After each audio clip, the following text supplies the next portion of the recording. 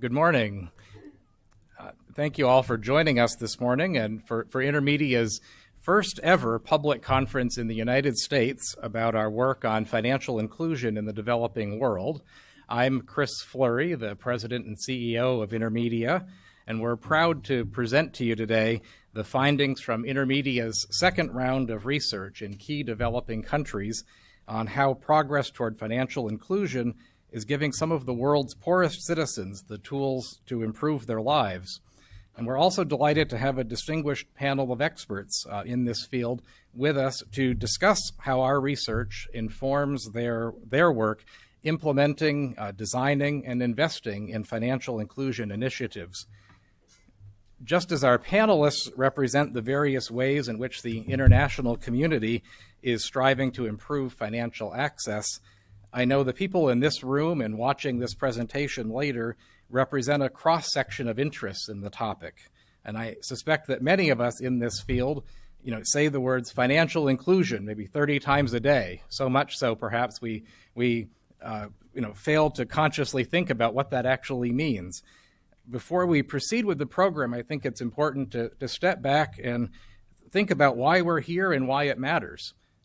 In its purest, simplest form, financial inclusion is getting useful financial services into the hands of disadvantaged individuals. We care about financial inclusion because we believe that financial services are more than mere products. They are powerful tools that can truly transform lives, giving the poor a way to make their own progress out of poverty. In short, financial inclusion is about improving lives. And financial inclusion is one important part of the broader goal of including more people in the opportunities that today's digital economy can provide. Financial inclusion research is an important part of InterMedia's own mission on a broad topic that convenes an eclectic group of stakeholders and partners, and in a peculiar space where commercial businesses are marketing to the extremely poor people. InterMedia's research keeps those partners and stakeholders in touch with the demand side of financial inclusion. That is what consumers and potential customers actually need and actually want. Our analysis of the in-depth surveys we conduct sheds light on the target audiences our partners are trying to reach so that the needs of real people can be at the center of the effort to expand financial inclusion.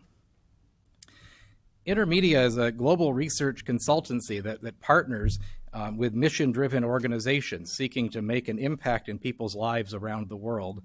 We give our clients the data and insights they need to help them understand, engage, and positively impact the key groups and societies they care about. Among other projects, InterMedia conducts research on financial inclusion for a number of clients. We're currently a research partner working with the UN Capital Development Fund on its Mobile Money for the Poor, or MM4P initiative. And today we're going to be making some references to some similar work we've done for CGAP in Ghana and Rwanda. But most of the data being reported today is from InterMedia's flagship 8-country Financial Inclusion Insights, or FII program. Our FII program is supported by the Bill and Melinda Gates Foundation.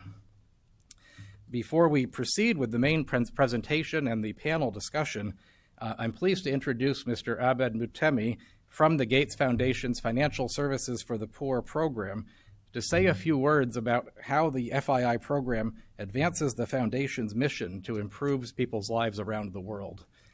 Abed?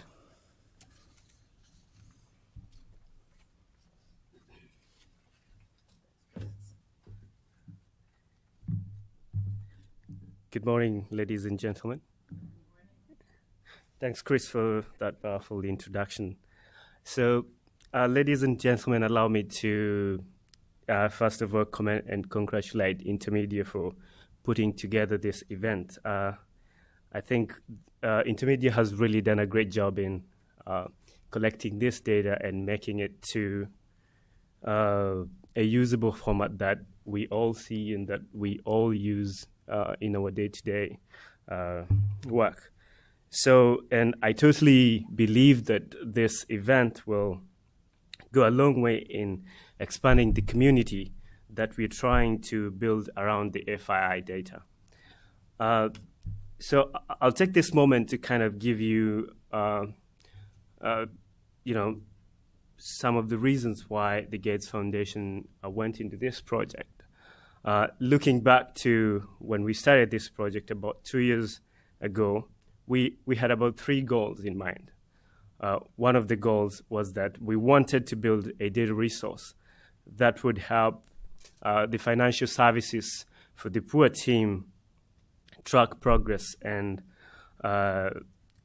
track progress against its strategic goals, which mainly, most of you probably know this, is zeroed about or around digital delivery of financial services and products in 8 markets, which are Kenya, Uganda, Tanzania, Nigeria, Bangladesh, Pakistan, and Indonesia.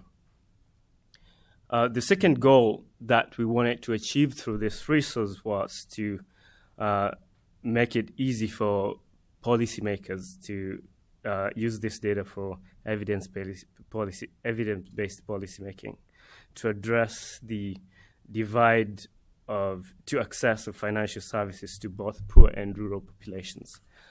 And finally, we also wanted this data to be relevant to commercial entities, financial services providers, such as banks, microfinance institutions, SACCOs, and others alike, to enable them to make better products, especially with a bias to addressing the financial needs of poor people around the world, but primarily starting with the focus countries that the financial services for the poor team works. Now, you all know that, setting goals is one thing and achieving them is another altogether. My assessment of how we have fared in achieving these goals goes as follows. I feel like InterMedia and ourselves have done a very great job in trying to address the first and the second goal, getting the data to policymakers, research institutions that are focused on making policies and towards achieving various financial inclusion goals. So I don't want to dwell much on that. I just want to kind of highlight one of the areas that I think our future efforts could try to improve. Recently, Nastia from InterMedia and ourselves did a roadshow or a showcase of this data to financial service providers in Tanzania and I think Kenya, especially mobile network operators. And one of the feedback we got was that we ought to deliberately make this data very useful to them, make it such that they can just plug it into their business decisions and such that they can use it to inform their product development that addresses the needs of poor people. So I think going forward, that is the area that the Gates Foundation really wants to put a lot of emphasis on. And we are using some of that feedback to revamp the Wave 3 questionnaire. Did I mention that we are doing the 3rd wave of this data in a few months? To revamp the Wave 3 questionnaire to capture some of those points. So in closing, I think this data can only get better from here. And I think we're all working very hard to make sure that it remains useful and relevant, and we keep on collecting it on a continuous basis for its usage across the board and across these 3 communities that I talked about. So, as part of my closing remarks, I would really want to urge you to use this opportunity to connect with each one of us and join that community that makes use of data to enable business and policy decision making. Thank you very much, Chris.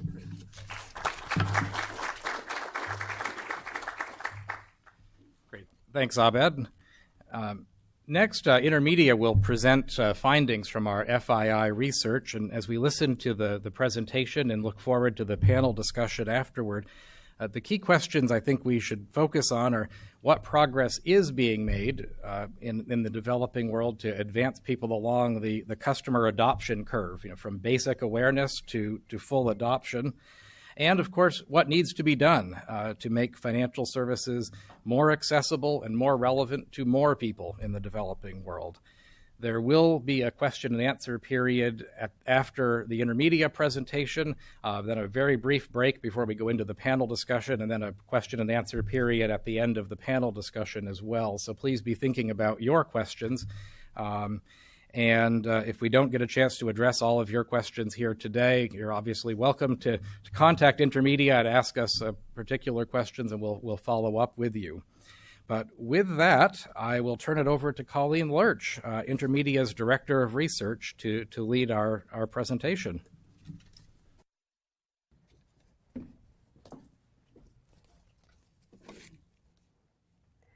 Thank you, Chris, and thank you, Abed, for those kind words. My name is Colleen Lurch. I'm the Director of Research at InterMedia. I'm joined today by Anastasia Mirzoyants-McKnight, InterMedia's Financial Inclusion Insights Africa Lead. Anna also manages our Nairobi office. And I'm joined by Nathaniel Kretchen, InterMedia's Financial Inclusion Insights Asia Lead.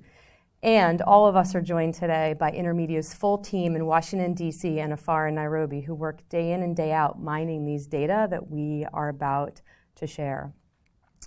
As Chris noted, financial inclusion truly is a broad and complicated topic where varied partners and stakeholders convene along with the commercial sector to bring financial products to the poor.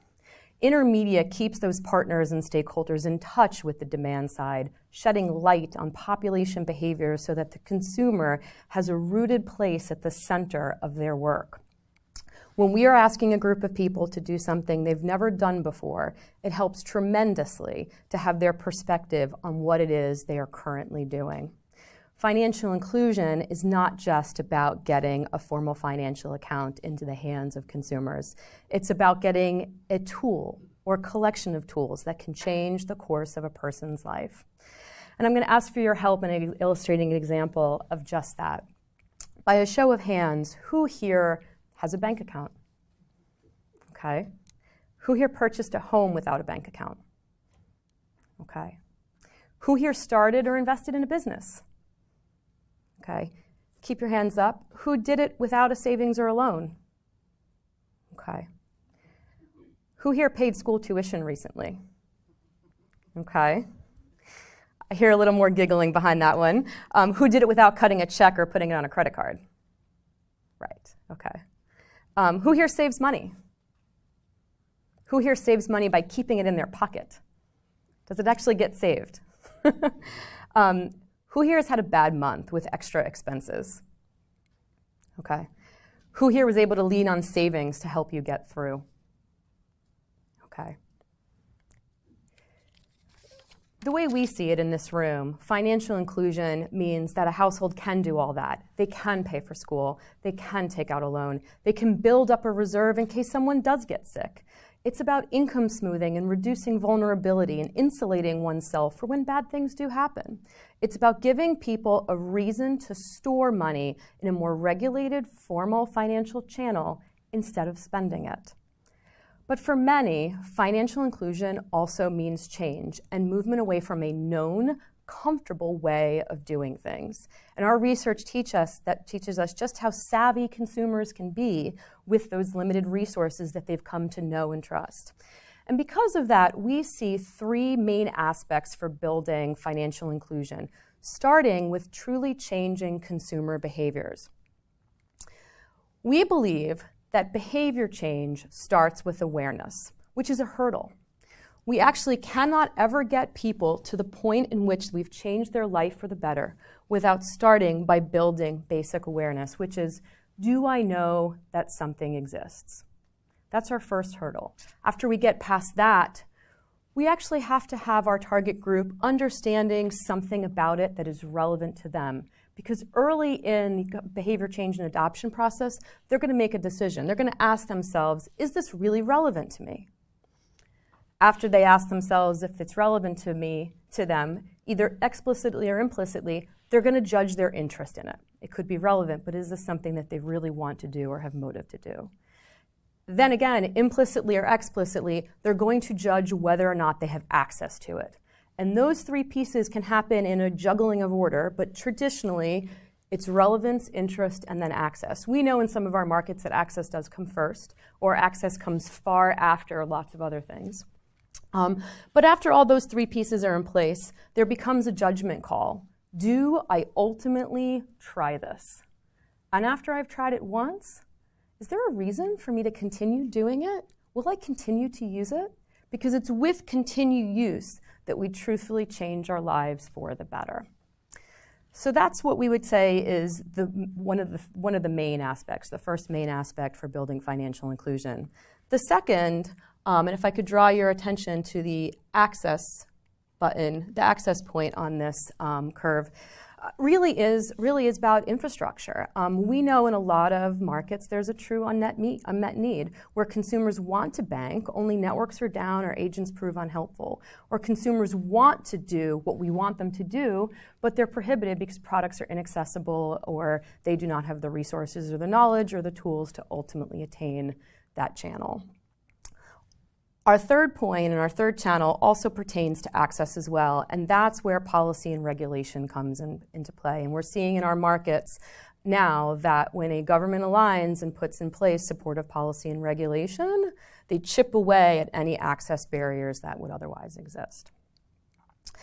If we look at this, even just for a few minutes, you might start to see why customer centricity is just so important and why it's pretty hard to persuade without it. How are you going to take someone from knowing that a bank or mobile money option exists to actually engaging? We see in our markets now that awareness actually can be very, very high for these new emerging tools, but perceived need, despite what we know in this room about need, perceived need for the consumer is completely absent. Building toward behavior change begins with understanding it, learning from it, and identifying with consumer behaviors, even if they're not our own behaviors, especially the powerful prevailing ones for our target audience.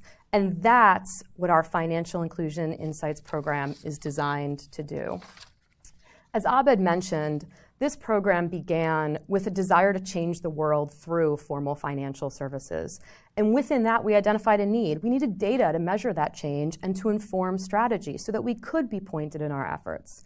That led to the development of a multi-country, multi-year, robust research program that's both executable in a timely fashion so that partners and stakeholders can utilize the data in decision-making, but at the same time being methodologically sound, strong, and standing up to very, very intense scrutiny in-country and out. The survey is conducted annually. InterMedia surveys adults nationwide in Asia and Africa, ranging from 3,000 interviews to up to 45,000 interviews per country, depending on the size of countries and strategic imperatives in that area. The survey is conducted in person with an interviewer spending approximately an hour, if not longer, with participants, asking them carefully constructed series of questions about their life, their household economics, their financial behaviors, their habits, their needs, and their desires. And at InterMedia, we have the joy of getting to interact with our interviewers and our program managers and those that are on the ground every day. And it is so easy to take a 15-minute update status meeting and turn it into a 2.5-hour share about just the richness that we're feeling from the field and just the impact that we're seeing happen. We do report out the findings annually, and our data allows us to zoom in on market segments to better understand the proclivities within the market.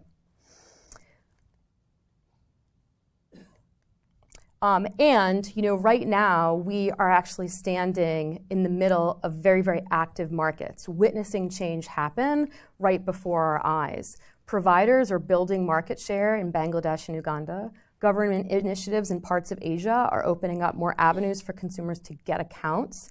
In Tanzania, mobile network operators are providing greater interoperability, extending the reach of mobile money accounts. And in Nigeria and Kenya, there's movement toward a greater range of products and more advanced use.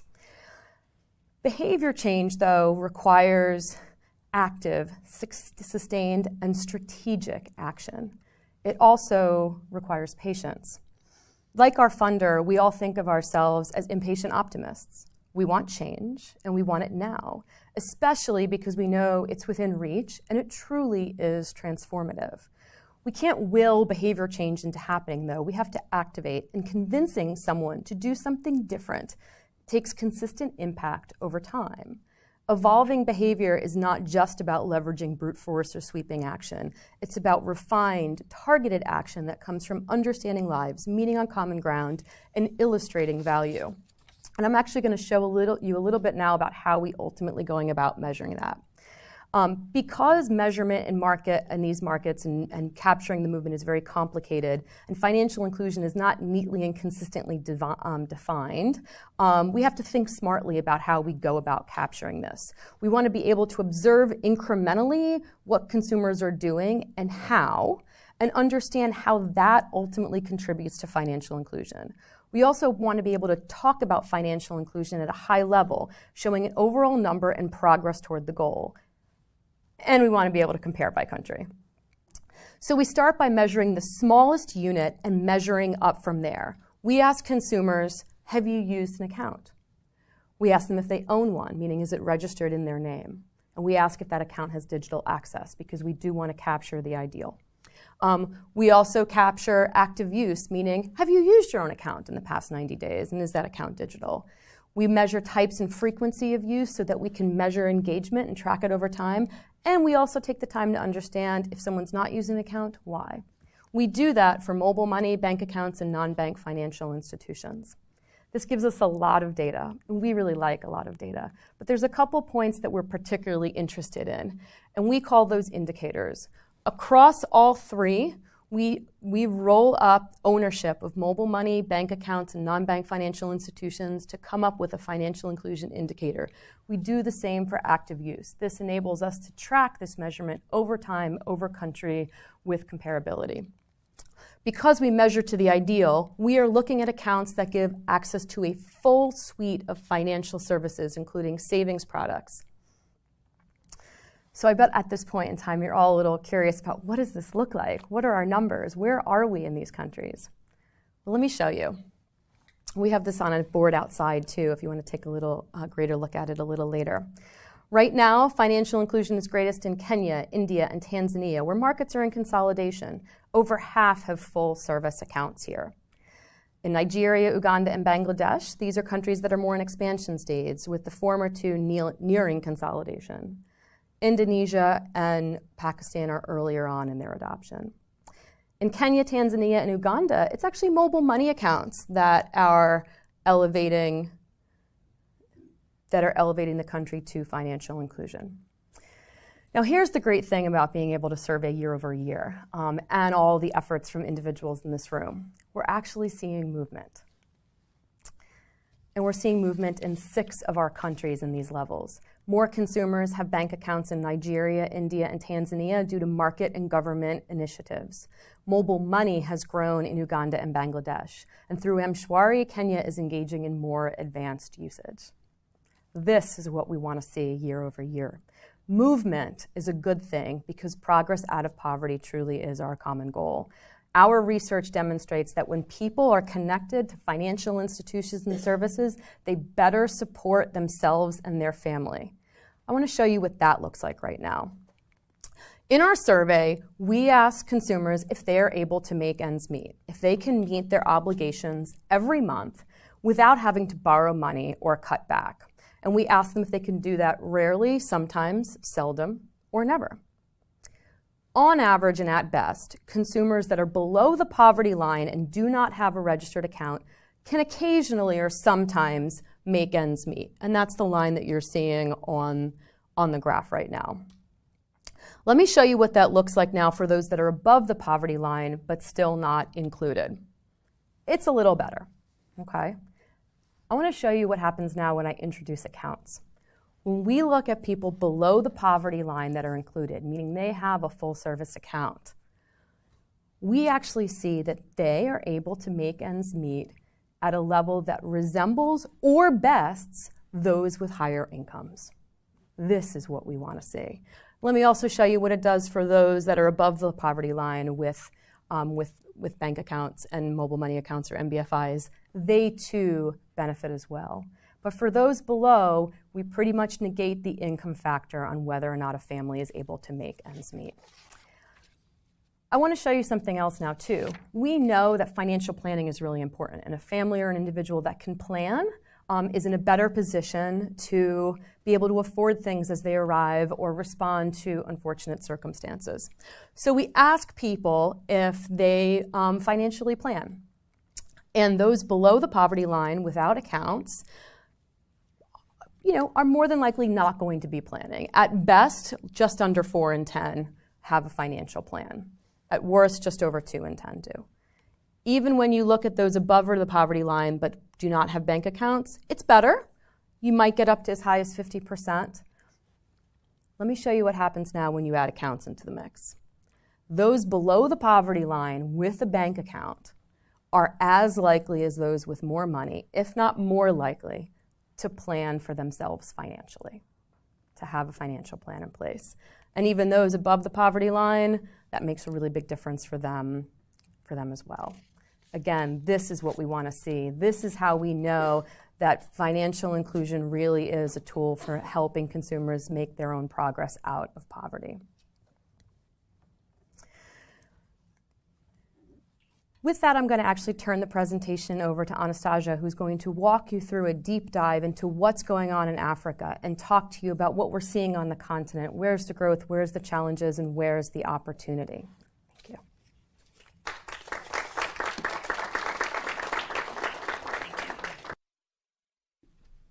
Good morning, everybody.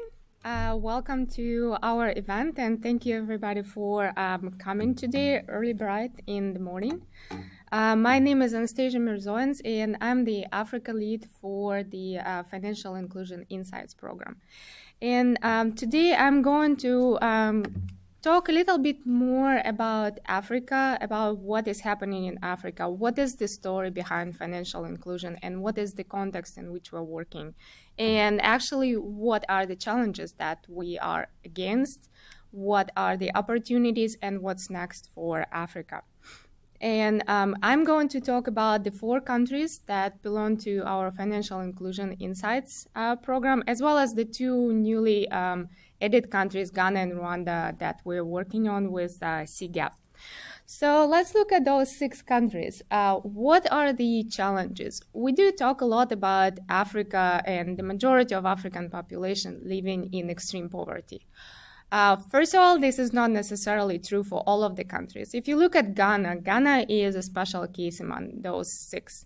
We have less than a third of the population living under the poverty line. That doesn't mean that the remaining 70+% are wealthy, but this is definitely a country that doesn't face that much challenge of poverty as other countries like Tanzania or Nigeria, for example, where almost 9 in 10 are poor. However, what does it mean to be poor, live below the poverty line? That does not translate in poor financial lives. And in fact, if you look at one of the posters that we have outside, poverty leads to really complex, intense financial lives, because every dollar that you're making, you have to make a decision how you spend it. And there are so many ways to spend it and so many demands on every single penny that's in your pocket. So when we think about it, when we think about asking people to save their money with the bank, we're not just asking them to make a choice to take that penny and put it in the bank. We are asking them to make a choice of you're saving money or you're eating today. You're saving money or you're taking a bus home or you're walking home. You're saving money or you're sending your kids to school. There's so many choices, and there's so many conflicting choices that poor people are making on a daily basis, that communicating to them how saving that penny at a bank for a month instead of spending it on some immediate needs is beneficial to them in the long run is really important. Another challenge that we're dealing in Africa, we're working in really relatively large countries with really poor infrastructure, where we have the bulk of the population in rural areas. What does it mean? it means challenge in access. And as Colleen was mentioning, access is one of the really important points for uptake and use. And the challenge for rural populations with access is not just the access to bank branches, which we know are few. In many cases, it's also the challenge with accessing a mobile money agent, because agents tend to cluster around points of rebalancing, which are banks. Agents tend to cluster around points where they can get more customers, which are large roads, large centers. They don't necessarily go to rural areas, small villages where there are 15 households. They're not going to get much work there, much of the profit. So for rural populations, especially in countries like Tanzania, which suffer from really poor infrastructure, rurality means difficulty, money, time that needs to be taken in getting to the mobile money agent, getting to the bank, getting to that point of access, point of service where they can actually put their money into a bank account or mobile money account. In addition, the prevalence of rural population means that the majority of population is involved in agriculture. And in the agricultural value chain, 70 to 80% are the producers of crop, the producers of livestock, people who are really on a daily basis very much ingrained into farming activities. They are the ones who don't have time to take off and actually go to that agent. And they are also the ones who suffer the most from the uneven income throughout the year, where they have dry seasons and famine, and then harvesting season and loss of money. So this is another challenge that really large percentage of the population is actually in farming, where they face the most constraints with their income, and they also face the most constraints getting to the places where they can get help. One more thing that we're dealing with is the multitude of languages. And that's becoming a challenge because with a low literacy level, or relatively low literacy level, quite often, especially in rural poor households, the reading, writing, basic literacy skills are taught by the family members in that household in the local language. So when we have situations like with Uganda, where, for example, mobile money menu used to be in English, we're facing a problem because outside Kampala, the capital of Uganda, there are very few people who feel comfortable with English, even understand English. So Uganda is actually a really unique case where we have the majority of registered mobile money users preferring to use agents as opposed to transacting on their own because they don't understand the menu. They have problems understanding where to, how to send the money. So they go to the agent. The problem with that is not that just they depend on the agent. The problem is that they're introducing a third party into the transaction. And as our research showed, the introduction of the third party is really has a really drastic negative effect on the frequency of transactions, on the volume of transactions, and on the type of transactions. So not any and every transaction can be done when there is a stranger looking at your account and where you have to share your PIN with a stranger. One more and the last thing is that 3 of the 6 countries where we work are still largely affected by insecurities. And insecurity is a big constraint, again, for a variety of reasons. One most important being that we have to convince people that if they have to flee in the middle of the night, they will still have access to their money. And we saw that happening in multitudes of the countries where whenever the insurgency comes into town, banks shut down, mobile money shut down. So if I have to take my family to safety and I have to hire transport, would I be able to get enough money from my mobile money account so I can actually bring them to safety? Or do I have to flee and hide in the bush until the insurgents leave and then I can access my money? So that's a big issue, and that's a big concern for the African countries. However, not everything is really bad and dark in Africa. There are quite a few aspects of the current context that are actually very favorable for the uptake and scaling up the uptake and use of digital financial services.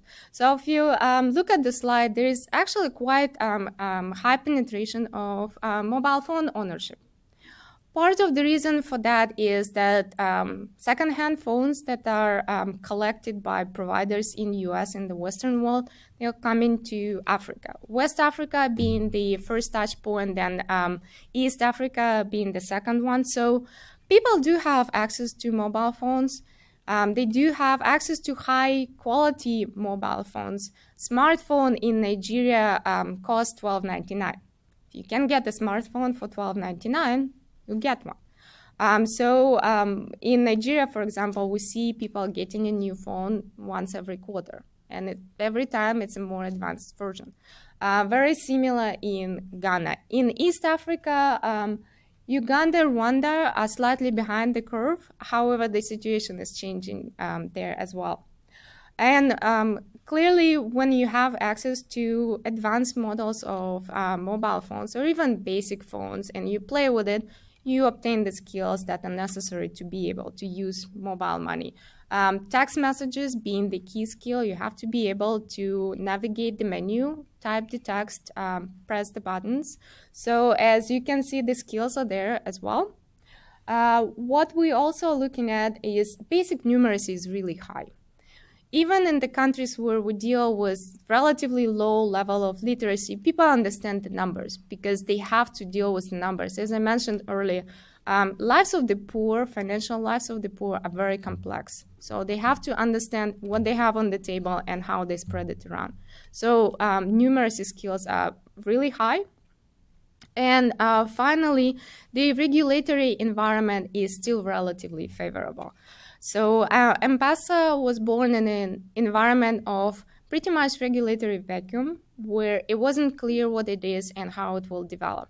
A lot of regulation came to life since then. A lot of them were reactive as opposed to proactive, where governments realized that, hey, we can use actually some regulations to help us deal with money laundering if we approach it right and look at mobile money in more detail. It can help us to get more taxes and sponsor more social programs. So there are regulations in place, but there are very few of them that, or none of them, that intend to hamper the development of digital financial services. It's more about creating more favorable environment. It's about creating competition, healthy competition to the extent possible.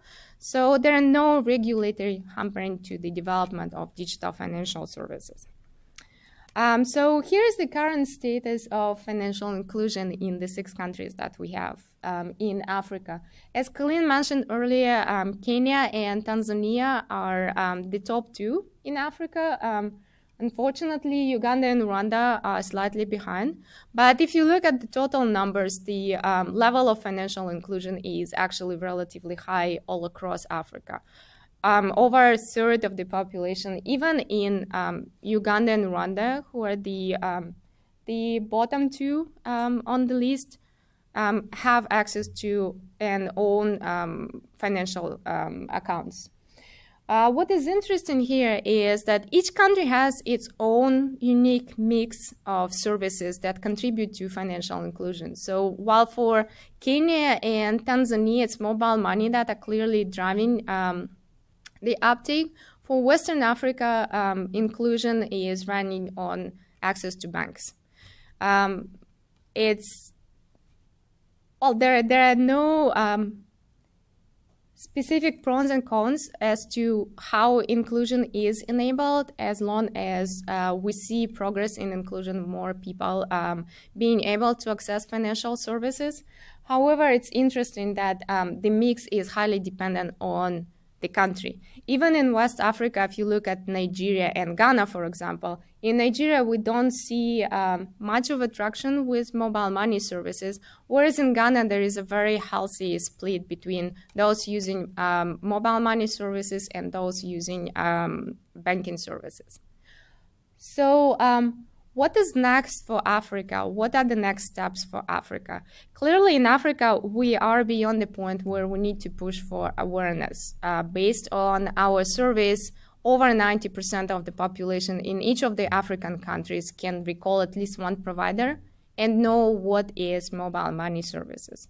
We also see that there is basic use of mobile money services. As I mentioned, even among the bottom two of the country, over a third of the population has financial accounts.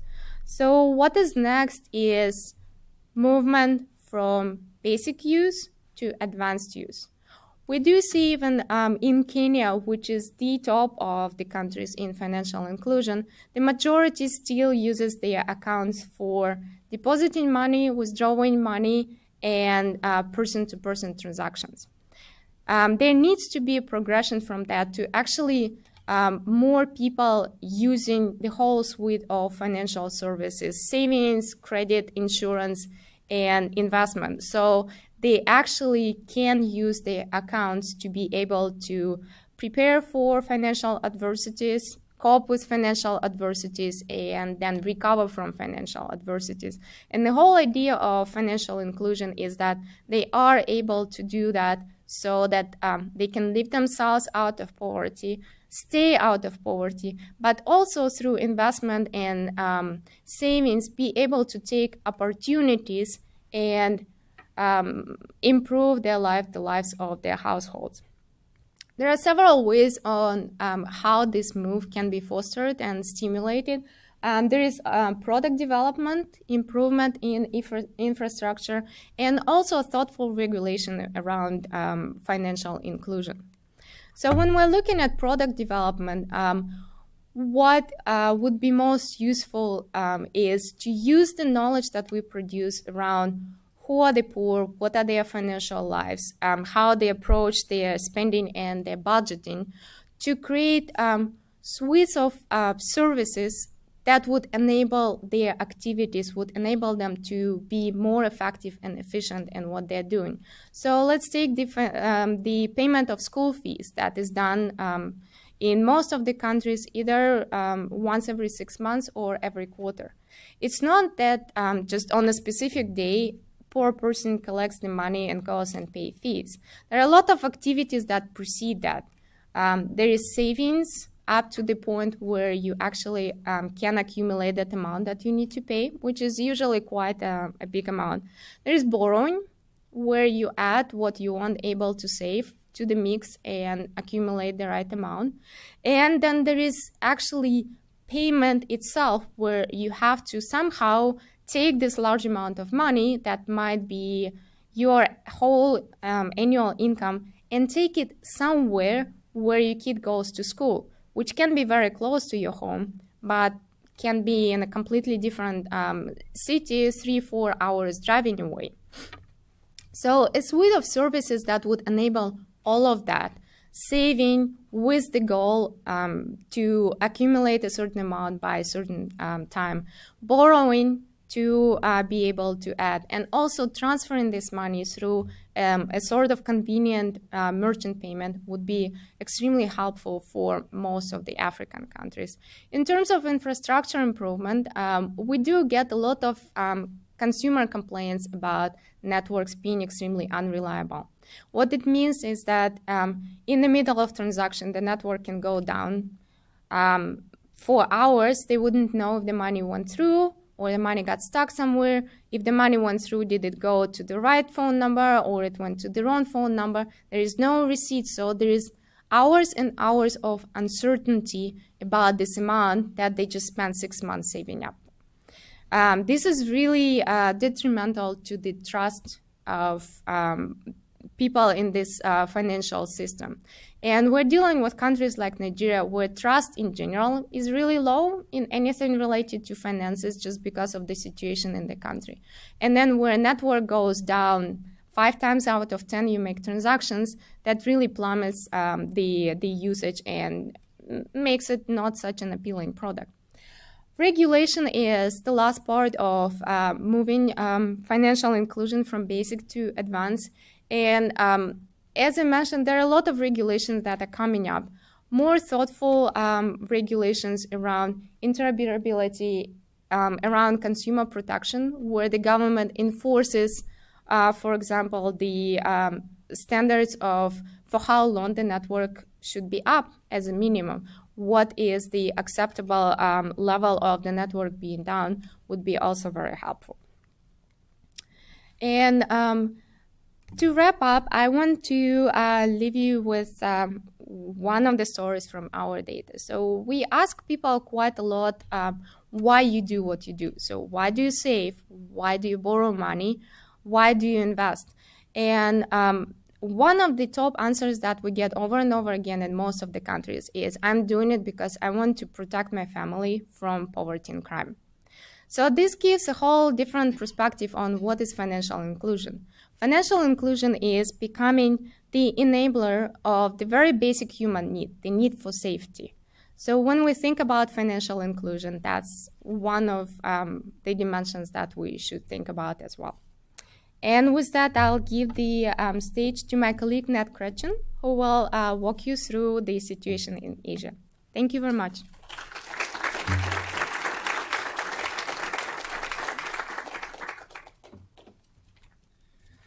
Thank you, Nastya. Hi, everybody. Thanks a lot for coming out this morning.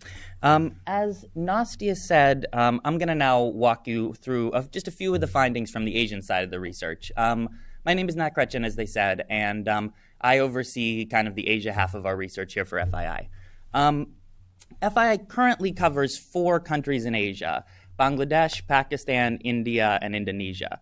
But those 4 countries alone represent over 1.5 billion people, over a quarter of the world's total population. So we're not talking, small potatoes here. And it's an interesting time to be looking at this field. And there's a lot of reasons to be excited. I think there's a general kind of broader recognition that financial inclusion is really an important thing to consider, even at the highest levels. Folks are really excited about, say, the takeoff of Bcash in Bangladesh, where it looks like we have our first mobile money deployment in Asia that's coming to scale. Similarly, there's been a lot of early gains in India from the PMJDY program, where millions of Indians who previously didn't have access to formal finance are now getting bank accounts. We've only been doing FII for 2 years now, but even in that time, we've seen considerable progress, both in the numbers themselves, but also just in the resonance this topic has when we talk to, regulators, stakeholders, folks in country who are going to be charged with making decisions around these policies in their own countries. At a glance, we see there's really a big range in Asia when it comes to financial inclusion. From Pakistan at 7% up to over half of Indian adults who are financially included, kind of as we define it, with Bangladesh and Indonesia in the middle at 37 and 23% respectively. But where I think it gets even more interesting is when we look at what makes up financial inclusion in each of these countries. In general, compared to what Nastya presented in Africa, mobile money really makes a very small contribution to the kind of financial inclusion bottom line in Asia. In general, kind of from a regional perspective, it's much more bank-led. However, there are some exceptions. Bangladesh in particular, a long history of microfinance means that some of our NBFIs are quite prevalent and have had a real big effect on the financial landscape in Bangladesh generally. So I think among the questions that looking at these numbers naturally raise, it's essentially what's driving the current character and composition of financial inclusion in these countries, and kind of generally what is continuing to inhibit its further growth.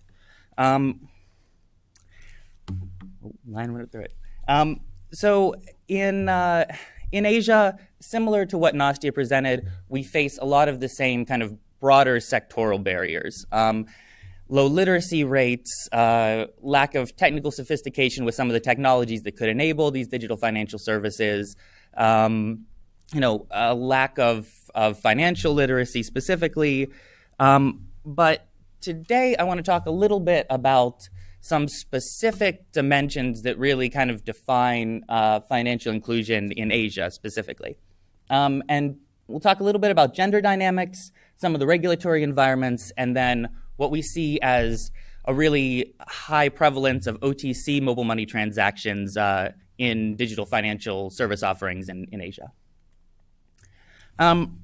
So as is apparent from the slide, Asia lags far behind Africa, especially South Asia. Indonesia looks a little better, but Asia lags far behind Africa in terms of the gender gap when it comes to mobile phone ownership.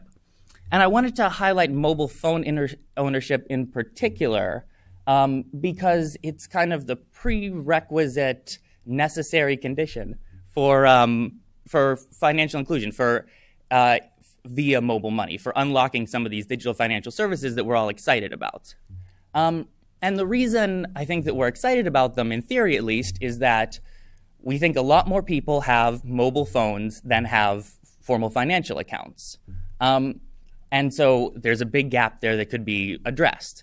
However, when we look at women in South Asia in particular, that may not hold up theoretically. And so we may be looking at another set of challenges just getting the technology in their hands if we want to pursue financial inclusion via mobile money in this case. And it's probably important to back up and say that, women in this case are not just kind of nice to have. If the goal is financial inclusion, we can't kind of leave half of the population behind. But also, it's not that kind of simple. Gender doesn't exist in a vacuum, and you can't try to address the concerns of women unless you're really looking specifically at the cultural and social circumstances in which they're living their lives. And we really see this kind of come out in the data, even within countries. There's a massive amount of variance between the opportunities and the barriers that women face to accessing finance. However, there is evidence and good reason to think that our efforts aren't necessarily going to be for naught. Bangladesh is a great example of this, where, over a long, sustained history of investment by microfinance institutions in reaching out to women and rural residents, the kind of demographic balance of financial access in Bangladesh looks much better than the rest of the region. And that's really borne out in non-bank financial institutions, where you can see that gender gap is essentially flipped on its head.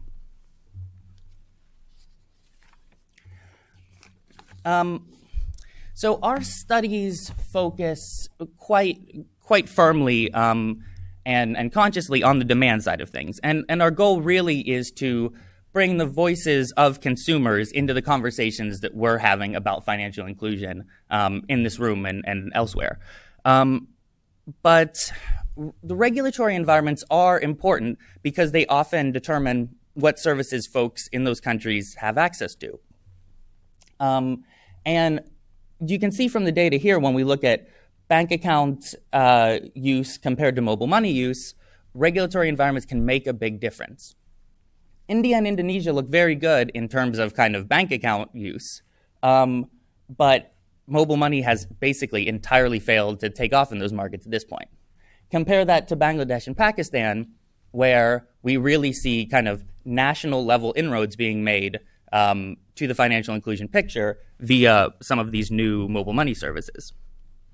And as Nastia mentioned in her remarks, what we think of as the kind of prototypical success story for mobile money, M-Pesa, really did emerge in a regulatory vacuum. But in a place like India or Indonesia, financial service regulatory environments are much more codified and are, quite rightly, very focused on consumer protection. However, I think we're now at the point where we need to start to investigate how do we continue to strongly emphasize consumer protection without hindering the growth and the potential benefits that allowing some of these newer mobile money services to provide can kind of bring.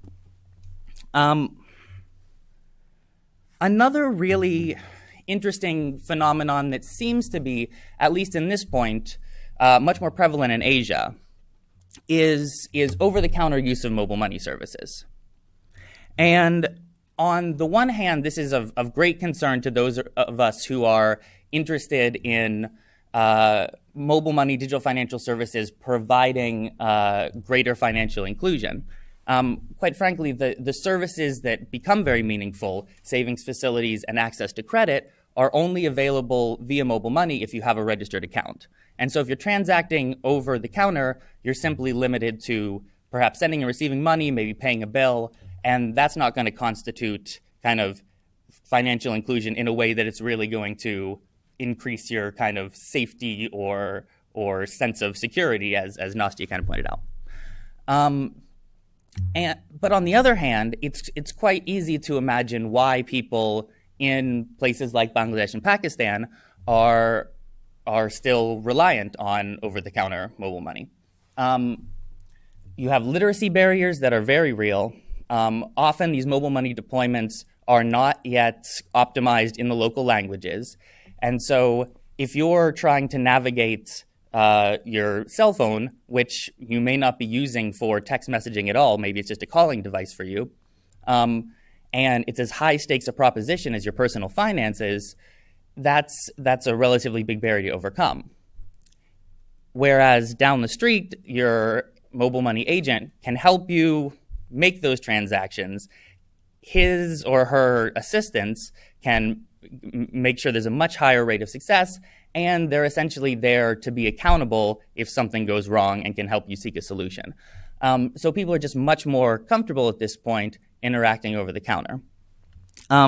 So we may see going forward things like the growth of smartphone access, which may enable slightly more intuitive, less arduous ways to access, to do some of these transactions on your own, and just kind of increased technical and financial facilities on the part of consumers. But in the interim, I think it's important that we think about ways that we can meet consumer needs through these mobile money services. Basically, something like a higher touch OTC option, where you create a business model that will allow recipients, consumers, to receive the benefits of mobile money registered use, but still rely on an agent to help them if they get into trouble and to give them that level of comfort that they're going to need to transact successfully. And so in closing, I'll just kind of wrap up to say that the data in Asia really speaks to the potential there is for digital financial services to contribute to the expansion of financial inclusion in the region. However, as the data reinforces, there's still a lot to be done in terms of, targeting customer subsets, making sure that products are very well attuned to the needs of consumers, and also making sure that regulatory environments throughout the region aren't hindering the potential growth of these services. So with that, I'll turn it back over to Colleen. Thanks.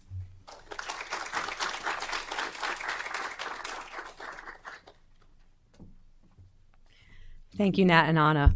We will make this presentation available to everyone at the end, because I could tell in the audience, I saw some clips of the screens when they're up, and I saw some note taking. Please continue to do so. We will make all this available. If you've had some questions come to your mind over the course of the past 40 minutes or so, please do jot them down. I'm going to wrap us up with some remaining points and then open up the floor to questions. So some of us might be sitting in the audience now wondering, where does that leave us? What's next? Or the ever-present "so what" question. At a programmatic level, I'm actually going to talk about two overarching imperatives pulling off of what Nat and Anna shared in their presentations. The first is that we want to move consumers along the behavior change and adoption curve. I shared this with you earlier, starting from where awareness is to what it actually takes to change a life for the better. And Anna had shared that, in Africa, there's a lot of baseline awareness going on. In Asia, maybe there's some bigger gaps, but in Africa, we've got that. Consumers tend to fall into one of four adoption groups. We've got the consumers who are unaware, and in some countries that's small. More importantly, though, we've got consumers who are not yet engaged. So that means they know about it, they know it exists, they might even know where to do it, but they don't actually have a perceived need or motive or a reason to go there. At least they haven't gotten in touch with the reason yet. We may have a reason, they don't. Then we have individuals who we would call included, meaning they've got accounts or that they're engaging in some type of use. They might not be doing it regularly yet, but we've started to get them on board. And then we have those that are adopted, right? Those that are actively using the accounts that they should be using, engaging with it in different ways, and on the path to recognizing how this truly changes their life for the better. We actually want to see progression here. We want to see the remaining unaware actually have meaningful knowledge. So we've got to impart meaningful knowledge to them. We want to convert any existing awareness into impetus for product engagement, which means we have to give them a reason to engage. And we want to actually deepen usage so that new behavior becomes more entrenched and more real for a consumer. And we go at this in different ways. When it comes to the unaware or the not engaged, we've really got to pair our product or our service or what we want out of the consumer with a known need. And to do that, we should think about leveraging channel. And I'm going to show you a little bit about that in a minute, because within what a consumer is currently doing, there are some secrets and some avenues for how we can capture them. When it comes to the included and the adopted, we have to remember that these are individuals that, even if they're doing this frequently, they might be fairly new to this behavior. And for a very, very long time, they did something that worked for them, and now they're doing something differently. So we have to remember that in many cases, especially in Asia, there's still that need for high-touch interactions with an agent or some type of formal source of influence. We also have to remember that they might not necessarily know how they can be doing things differently. So when we're thinking about bringing change and entrenching a behavior, there actually might need to be a need for use cases or a how-to or what else you can do that, again, pairs to life. Okay? And until we get to a market that is far more advanced, use cases won't naturally arise. We've actually got to put them there. We also want to think about how we optimize products to meet needs, as Anna was saying, in Africa, where there is some real opportunity for advanced usage. Within what consumers are currently doing, there's some answers for what products can meet those needs. And here, too, we should be leveraging channel and thinking about it. If ever there was a place to consider micro-targeting and micro-messaging, it's in Africa and Asia right now, where the more relevant you can appear to their lives with the target message, the more value proposition you ultimately organically build. So let's talk a little bit about that last part a little bit more for our second imperative. And that is that we believe, from looking at our data, that we can actually convert life challenges and characteristics to adoption channels. Now, financial inclusion is varying right now, from as high as it is in Kenya at 65% to the lowest point in Pakistan right now in our 8 countries, which is around 7%, which leaves us with anywhere from 35% to 93% being a non-user, right? Do not have the financial products that we're considering contributing to financial inclusion. So this is our non-user. So we've got to get our head around who is our non-user and what are they? They are not a monolithic group. In fact, they're anything but. There's a very, very big variation by gender, by age, by poverty level, by phone access, by region, by education, and by employment. In some countries, we actually see a fairly educated, fairly employed group of non-users. Let me take a look at that for you here. In Asia, non-users tend to be older, but educated and employed. In Indonesia, they're a little more urban than they are in other countries. In Nigeria and Kenya, non-users are younger. In Kenya, they're more disadvantaged. They have less access to a phone. They have less education and are largely unemployed. And in Uganda and Tanzania, the non-user population is older, less educated, but still employed. And there's also greater poverty among the non-users in Tanzania. We've got to keep this in mind when we go into that markets and we start to identify pockets that we can recruit. We can also look to what they currently feel or what they currently do as channels. Again, remembering this population of non-users, we actually see perceived need being the biggest of all barriers. That doesn't mean that access isn't a barrier, but when you ask someone, as we do, how come you don't have that account? Many, in fact, some countries, over half, will tell us they don't feel that they make transactions that warrant an account, or they don't have enough money to sustain an account. They may also say that they can't afford the fees that they think are associated with the account. And they may say they don't know enough about how to open it, especially when it comes to mobile money, or that they don't quite feel comfortable using it. And they may lack a required ID. But before all of those comes this perceived need. We have not yet built a connection for the non-users between what a product is and does and how it helps their life. And if we look to their lives, they actually have fairly active financial lives in their own ways. They are saving through very informal sources, even if it is within a corner of their home. They are paying bills, even though it is by cash or by peer-to-peer remittances that don't involve them.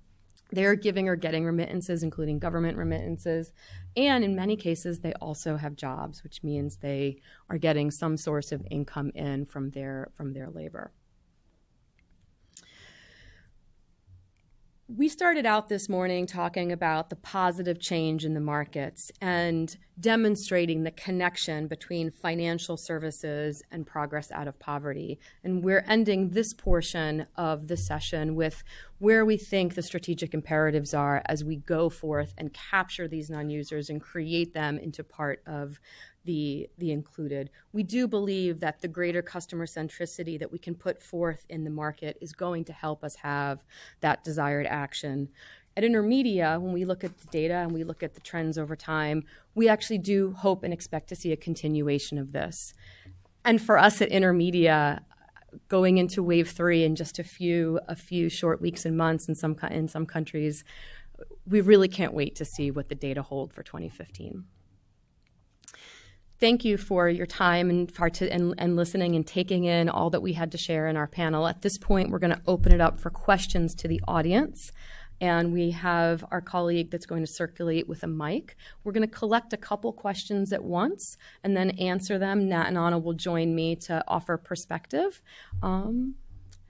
We see some ready and interested hands.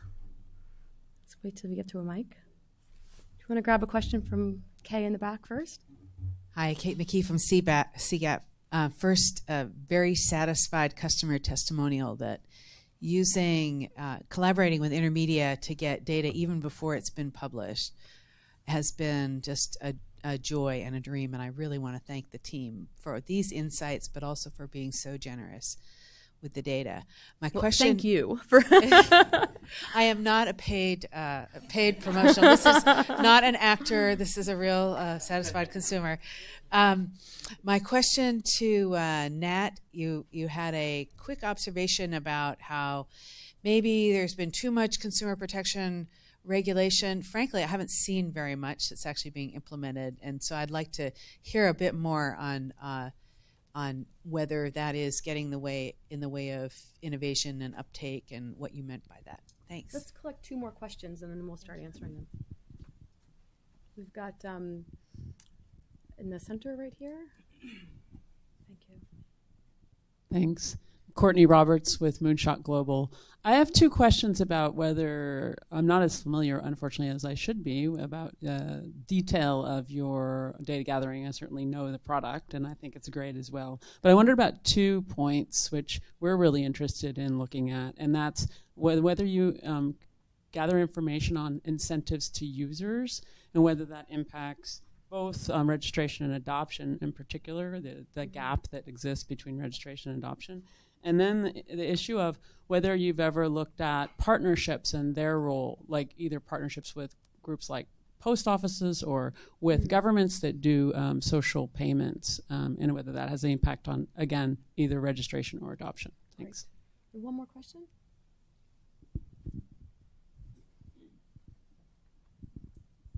Hi, I'm Marcel Newsom with Catholic Relief Services, and I just had a question about what's included in the basket of like NBFI services, and it's kind of related.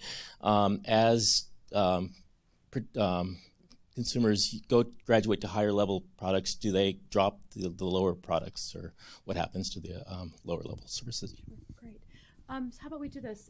Nat, do you want to speak to the regulation question and then the MBFI question, and then Anna will throw the other part to you? Sure. Yes, extremely good question. And I perhaps I didn't make clear enough that it's not that we should be de-emphasizing consumer protection in any way, and in many cases, consumer protection is still not sufficient. I think the problem in a lot of these markets that we see, particularly in Indonesia and to some degree, we've seen movement in India, but there's still, I think, more to be done, is that at this point, there's not enough regulatory clarity on how you look at something like mobile money. Does mobile money necessarily have to be backstopped by a bank account, and what features does that bank account have to have? Who can be an agent? In Indonesia right now, Bank Indonesia and OJK, two regulators that regulate kind of different spaces in Indonesia, have created a fair amount of confusion over exactly what the regulatory regime around mobile money deployments looks like. And so I think that has hindered some of the mobile money service providers' willingness to invest in these services, because they basically just don't know at this point who the regulator is that will be responsible for different parts of their model. And so definitely consumer protection needs to continue to be stressed, even in places where it's very much still bank-led. But I think it's worth considering what regulations need to be updated for the kind of specific models of mobile money that are trying to be deployed in some of these countries. And the other question was NBFIs. So each country, we kind of do our fair amount of desk research and then research on the ground in the country as well to basically try to catalog as completely as possible what forms of formal and informal financial services are available. And those are all kind of listed in the instruments, in the questionnaires, under kind of an NBFI section. However, the only NBFIs that we then include in the kind of financial inclusion aggregate are those which meet a couple of criteria, that offer an account and that those accounts give them access to what we call a full suite of financial services. So basically savings facilities and credit facilities. So, sometimes a microfinance institution, for example, will basically be a full-service bank in all but name. Other times, they're just micro-lenders. So in the first case, we would include that in the kind of financial inclusion statistic. In the second case, not. As they graduate to higher levels, they drop to the lower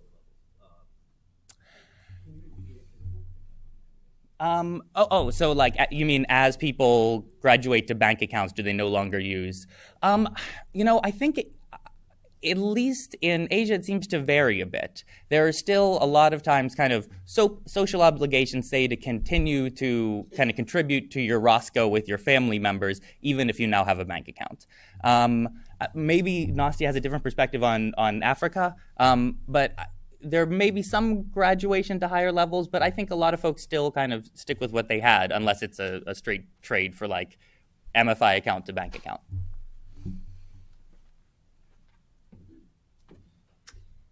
Just to continue on that, so in Africa it varies a lot as well, and that depends on the specific environment in the country. For example, in some of the countries, the government requires you that you stick with your ROSCA or with your specific SACO. So even if you use bank account for your savings, you cannot really drop that because half of your salary goes there, or whatever amount of your salary.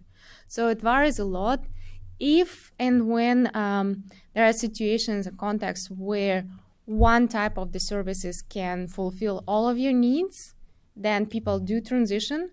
However, it doesn't seem to be at the stage where a lot of people see, for example, either bank or mobile money to fulfill all of their needs. And we see a lot of overlap even with bank and mobile money, where about a third of those who have accounts have two. Have mobile money and bank account, and they do 5 of their bills through mobile money and 5 of their bills through banks. So unless there is a closer collaboration and more tailoring of specific products, that's going to continue to be the case for quite a while. And on the question of incentives, we do ask people what prompts them to adopt mobile money accounts, bank accounts. And at this point, we see that word of mouth and request from the person who either sends you money through person-to-person transaction or receives is the main trigger for adopting a service. However, in cases where governments are actively involved or organizations are actively involved in partnerships with mobile money and or banks, that also has proven to be a very strong trigger. So, for example, Nigeria, the case of Nigeria, 44% have a bank account. That's the effect of direct involvement from the government, where the government requires all government employees to have a bank account. Otherwise, you cannot get your salary. Even when you retire, you have to keep it because that's where your pension is coming. So government involvement is actually very, very strong trigger where the involvement is in place. Thank you. We are going to simultaneously take 2 more questions while we set up the stage for our panel, just so we can keep this good conversation going. I've got a question over here, and then we've got one over there.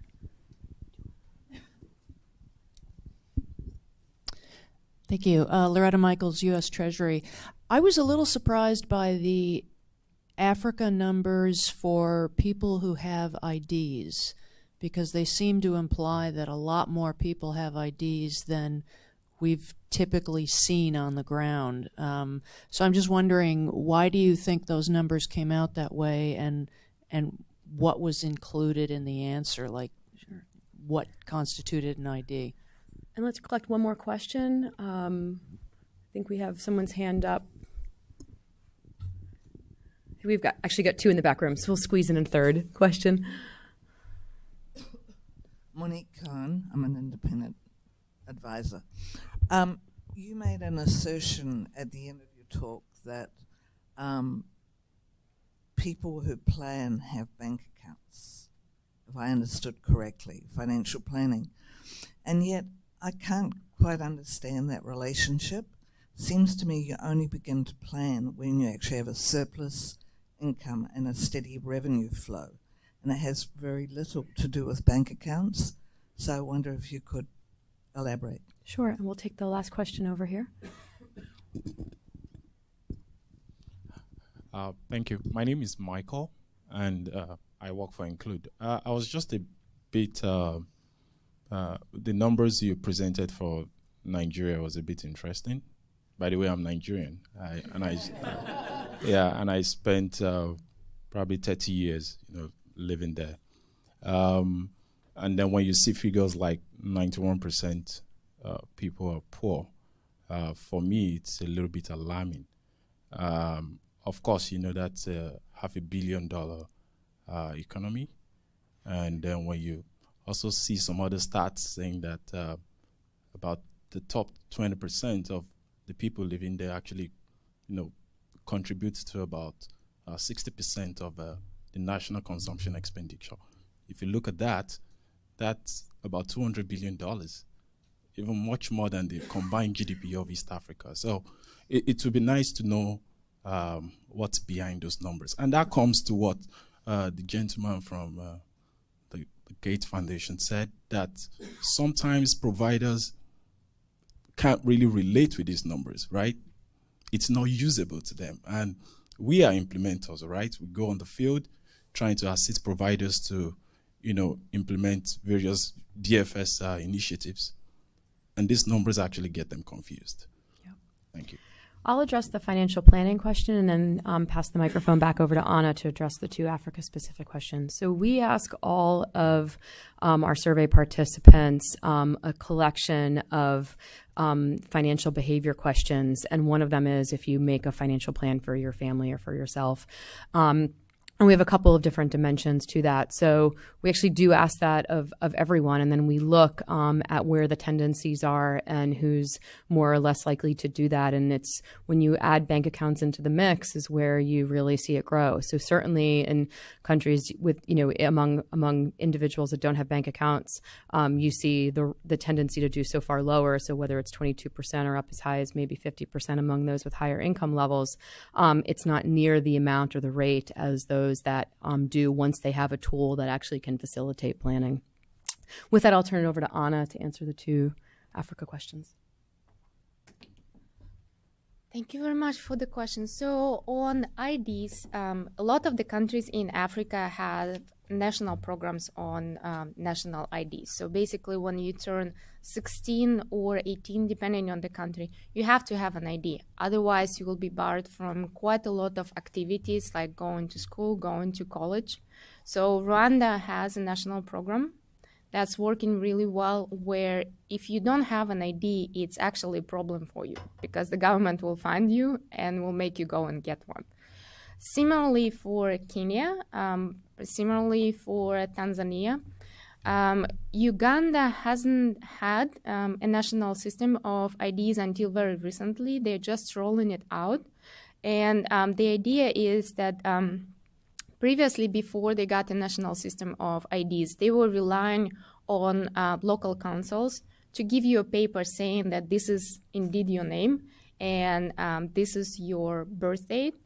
And there was quite a lot of fraud related to that because there was no accountability or accurate record keeping. So basically, anybody could get a paper saying that they are who they are, and in reality, they were not the same person. So Uganda is just rolling it out.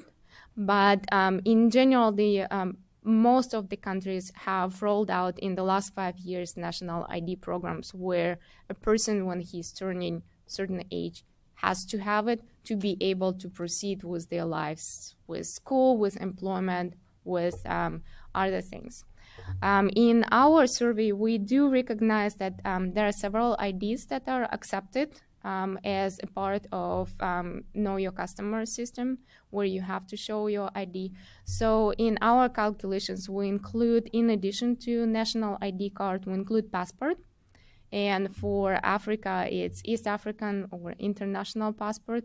We do include for Uganda specifically local council ID.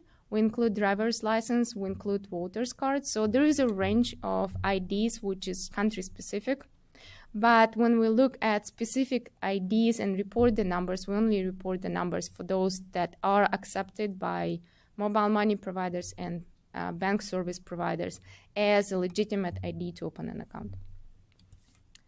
And on Nigeria, so we have several ways on how we measure poverty, and we do make sure that we have very robust measure. Nigeria is actually, based on the Grameen Foundation report, 78% of Nigerians live on less than $1 a day.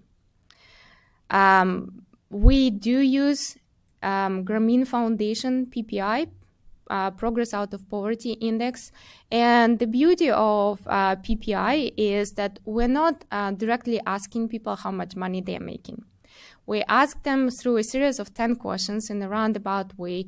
What possessions do they have? What's their status in terms of how much education they have, where they reside? So there is a set of 10 questions which is tailored to each specific country and unique for each country, which helps to determine the probability of person being in poverty. And we use that index, and in addition, sometimes we throw in the mix the country-specific measures of poverty that the government uses. So, for example, in Rwanda, we use Ubudehe measure of poverty. In Nigeria, we also use self-reported purchasing power of the households to look at it against the PPI and see if, based on our PPI, the household comes out as poor, what they say they can buy for their income. And in addition, we have also vulnerability index. So through this triangulation, we actually get quite accurate results. But the situation with Nigeria specifically is that there is a huge divide between the haves and the have-nots. So yes, indeed, 91% of the population live below the poverty line. The remaining 9% lives really high above.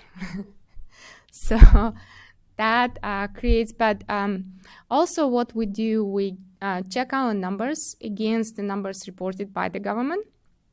And we do check our numbers against other studies, legitimate, trusted studies that are done in Africa. So FinScope, Findex, and FinAccess would be the good examples.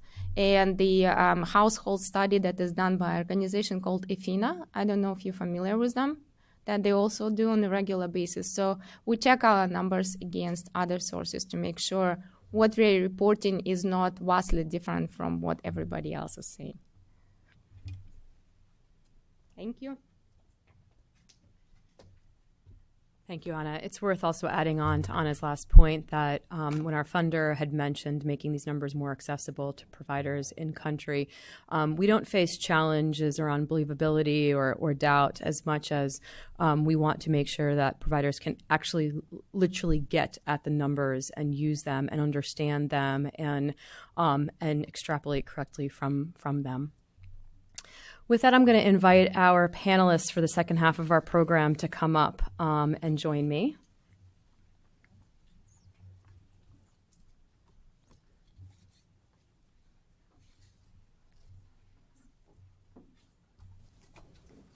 If you want to just file down, I'll grab that seat. Okay. Oh, thank you. Thanks so much. Oh, actually. Okay. On our panel, Take another one. Thanks.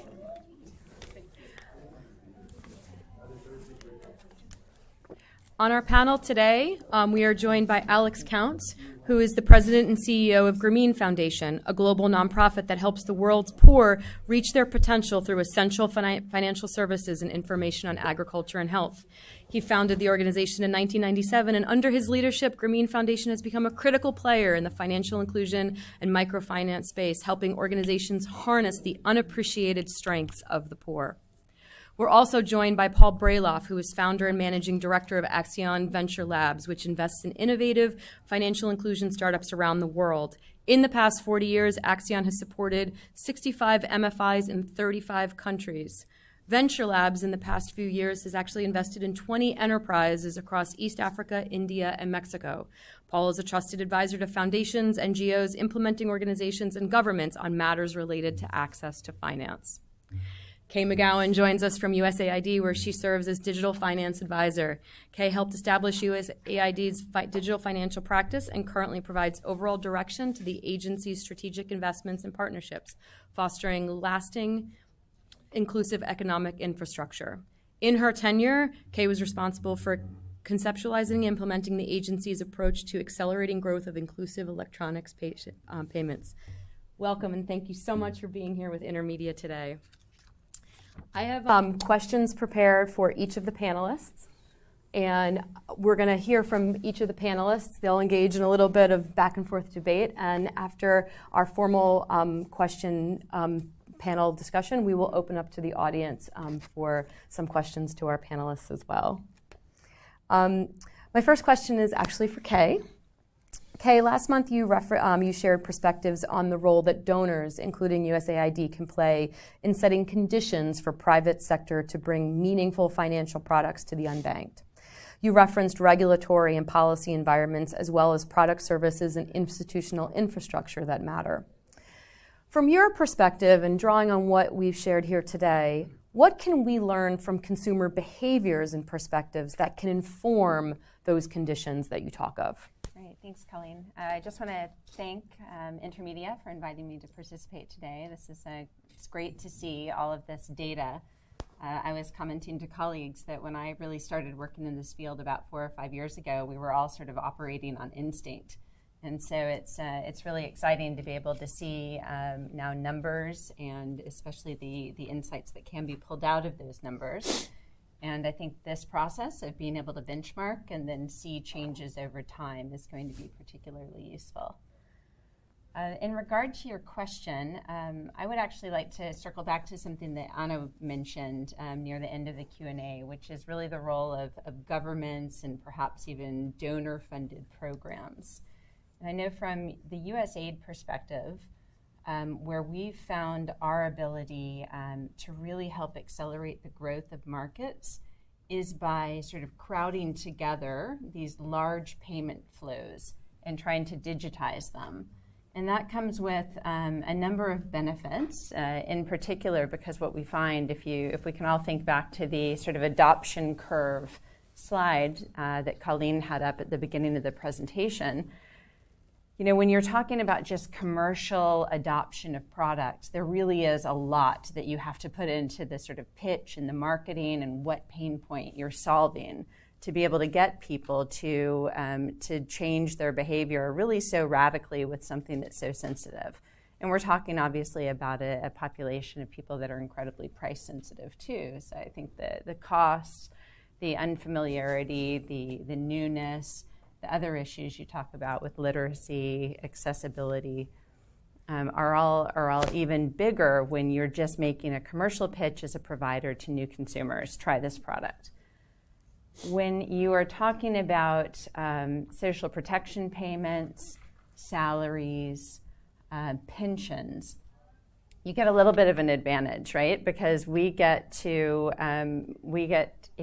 you're thoughtful and deliberate about how those payments are made and ensure that they are being made into accounts, then you do have this opportunity to really accelerate the adoption, because the people that are receiving the money may have a choice in terms of their provider, the same way as I have a choice in terms of how my salary is direct deposited from the US government, but I don't have a choice that the money is deposited into an account.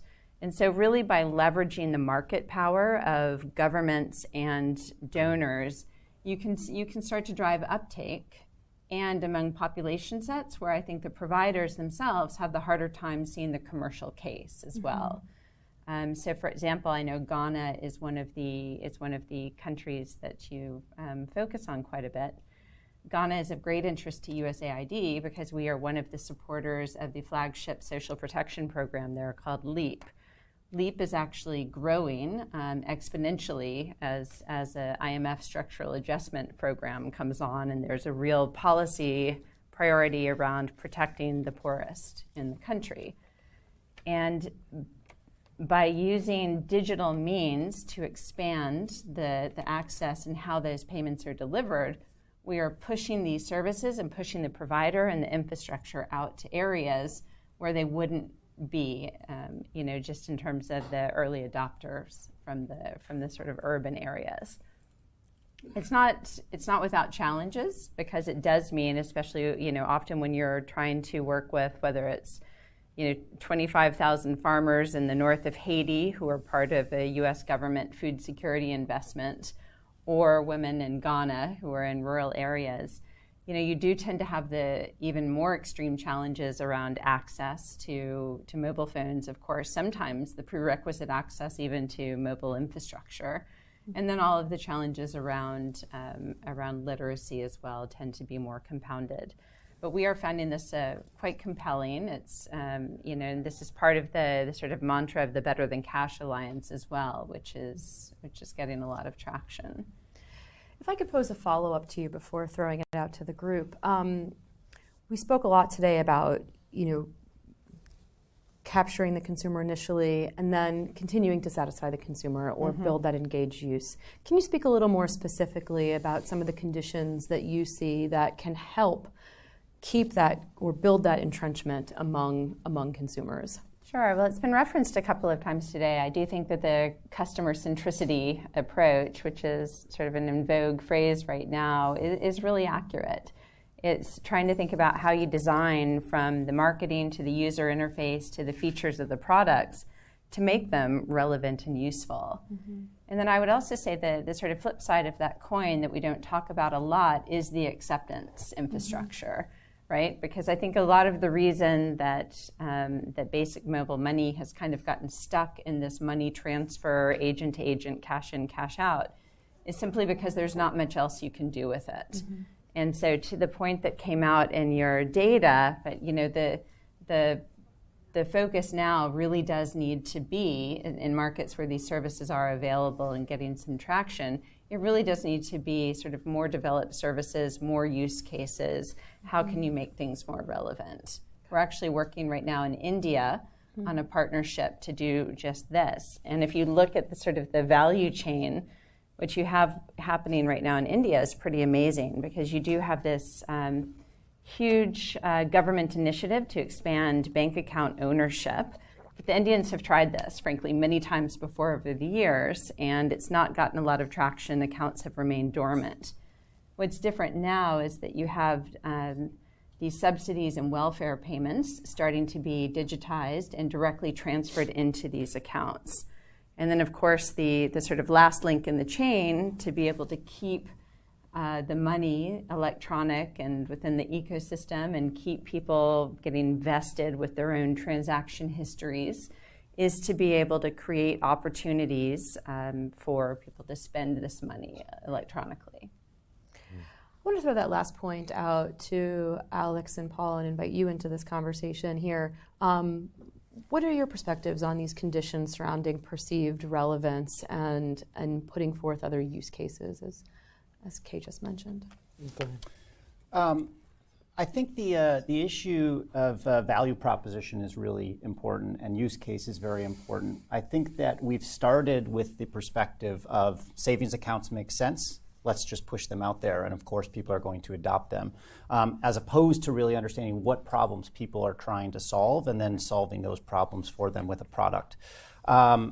When we invest in companies that are trying to solve these problems, we've looked at over 1,000 financial inclusion startups in the last 3 years. So we've looked at companies that are doing just about everything you can imagine, some successfully, many more probably not successfully.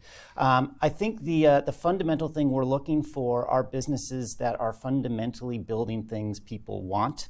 And fundamentally, people do things differently, and they'll try products when you're either solving a great pain or giving them great pleasure. People want to buy painkillers. They don't want to buy vitamins. And I think that a lot of the solutions that we see out in the market today are 10% better solutions, if that. Or maybe it's 10 to 15% better than what they have today, but with a big risk of the unknown. Big risk of, is this bank going to just take my money? Is this agent going to shut down and then I'm never going to be able to get this back again? I was actually in India a couple weeks ago, and I lived there several years ago. I still have a bank account in India that for 6 years I have not been able to figure out how to get access to it and get my money out. So every time I go back to my branch in Bandra, Mumbai, and try to get my money out and can't get it out, and they ask for a new form that needs to be notarized by somebody. So that's my experience. I can imagine that the customers that have bank accounts have something different. So we'll leave it at that, and we can get into more examples. I think a part of what we're excited about is the power of entrepreneurial energy rather than kind of top-down policy. I think policy has a huge role, and I think the big players have a huge role. But I think we probably need more experimentation in close contact, rapid cycle development of ideas that actually connect to customers' genuine wants. Alex. Well, I think that a lot of both things that are working and not working are based on a kind of whether people are confused on two basic points. Whether they're confusing, just to echo something that Paul said, whether you're confusing access or having an account with a more robust idea of full financial inclusion. And also, I think, a confusion between access and value. Whether you're getting value. And when those get conflated, I think that you get downstream then a lot of kind of wishful thinking and things that become dead ends. So I'll maybe revisit that point. But I also think there was a lot of talk in the presentation about behavior change amongst the unbanked poor clients. And I started to think, the way we tend to think about it is more, what's the behavior change among financial service providers, mobile money providers, and donors? That's needed, because I think that if the simpler we can keep it, the more we can keep it in line with what people are used to, and that's going to less behavior change on their part, in a certain sense, more on ours. And I started to think about among the funders, and USAID and Gates, I think, have made some very kind of wise and far-sighted investments, but I think that there's been a over-concentration in a very few number of countries, influential countries, but ones that aren't necessarily, even if they work out, aren't necessarily going to influence the dozens and dozens of countries that are left. And also, I think there's been a kind of a neglect of involving what, for lack of a better term, I'll call social purpose driven organizations that would measure their success not just simply in terms of profit or account usage, but in terms of reduction of poverty using the PPI that you all use so creatively. So I think that there's maybe a need to kind of rebalance and reorient some of the behavior at that level, which will long-term lead to more behavior change at the client level. Yeah, and Alex, you've previously identified that call to action for researchers, practitioners, and policymakers to sort of roll up their sleeves and work collaboratively, specifically to bring credit products to the poor. And I want to ask you a question about that. What do you see as the critical consumer-facing elements of those credit products for the poor that these institutions have to keep in mind? Well, I think it's, fundamentally it's about simplicity, but it's also about the kind of a deep understanding of the poverty landscape. And that's where I think your research has been very important, because there is a tendency, not in what people say, but I think what people do, to look at the unbanked and the poor as a kind of monolithic group. And disaggregating it is the way you did in so many ways, at least in these, these countries, I think is very important. And I think also just a kind of a general orientation that we, when you look at a channel, is I think we've kind of overcompensated from, and then I think we have to admit in international development we're prone to fads and have been for a long time, and so the credit fad is over. Credit is bad, microfinance is bad, microcredit is bad, or it's at least, it's 90s, and we're on to something else. But in reality, I think, credit has been to a large extent and still can be the kind of the killer app of full financial inclusion. And just let me use a little analogy, and then I'll talk about something we did and have learned. What was the killer app that brought people online, the world's middle class and above online? It was email. Why did email succeed so well? Because basically it mimicked something that people did but wanted to do more, which is write letters. But there was a lot of friction in that, right? You got to find a stamp, got to find an envelope, got to find the address. I can't spell. I got to open up a dictionary 4 times. And it basically took that process, mimicked it, but made everything easier, right? And so that's what I think has been successfully done in this kind of first and second waves around credit and microcredit. And there's been a lot learned, a lot of institutional capacity developed around that.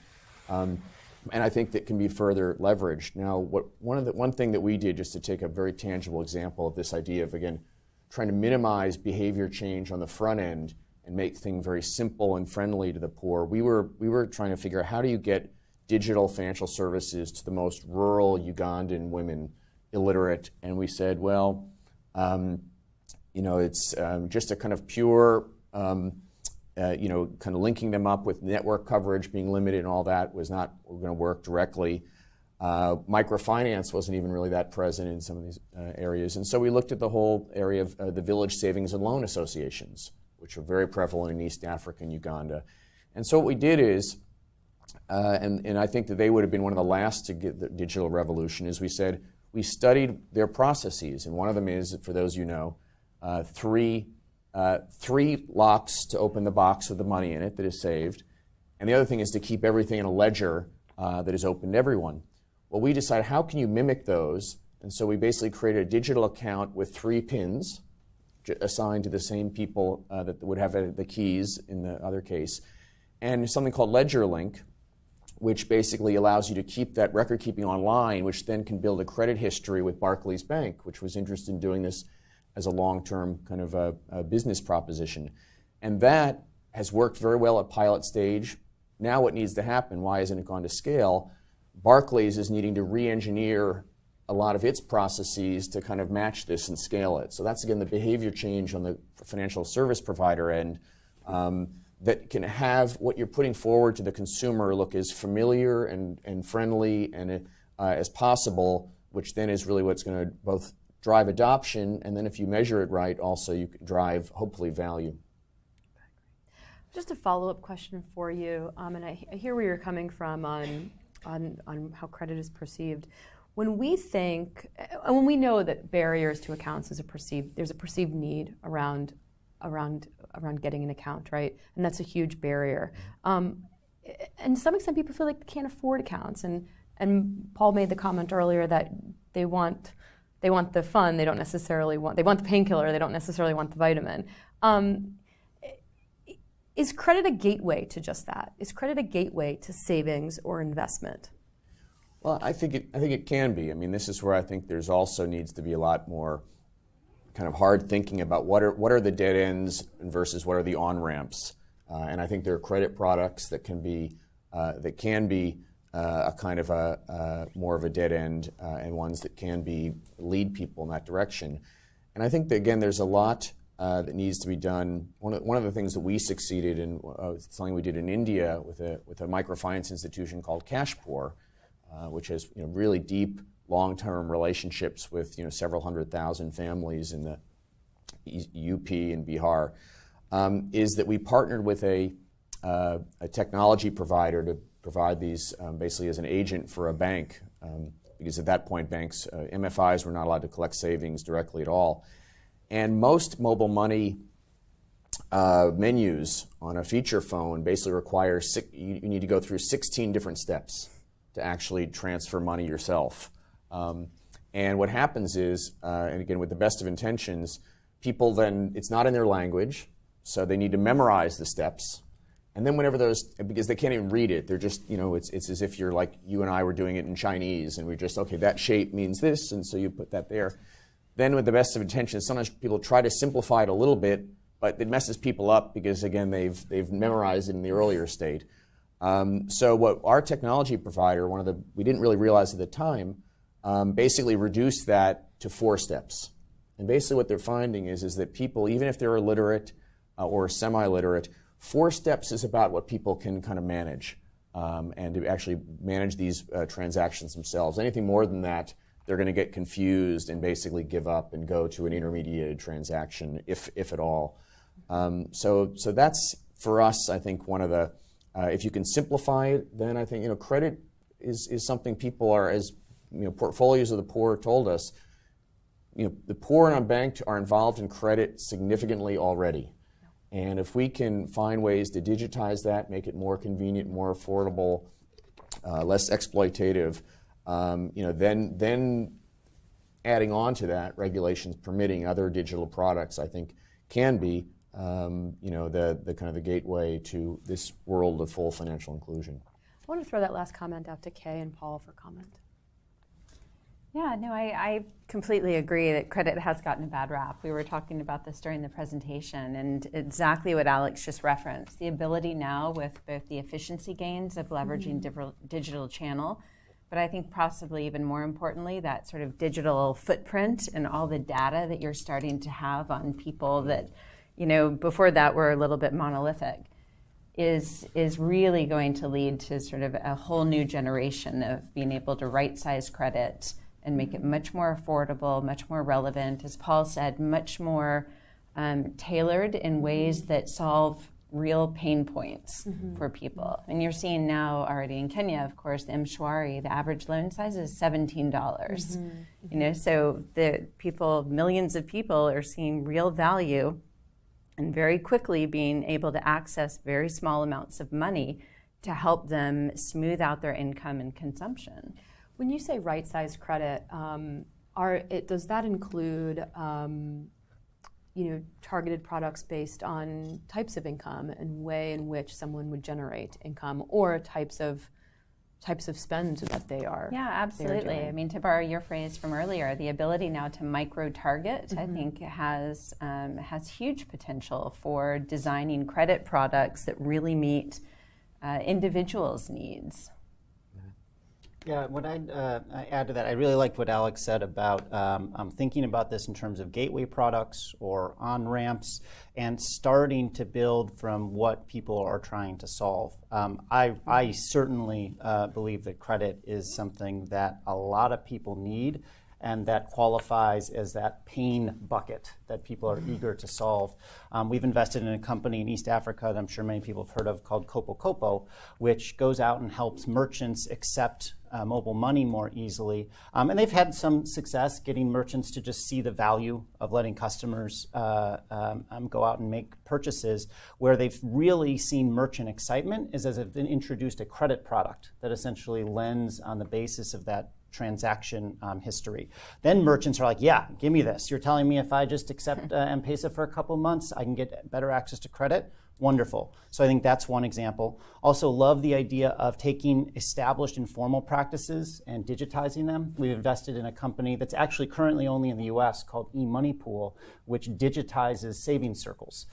Savings circles, chamas, raskas, tandas, many different names all over the world, but tens of millions of people have made use of this informal tool for a long time, but it has been relegated to the world of informality, not able to tap that data, the transactions, all the robust behaviors for any other formal purpose. So, can't be used to build a credit score or anything like that.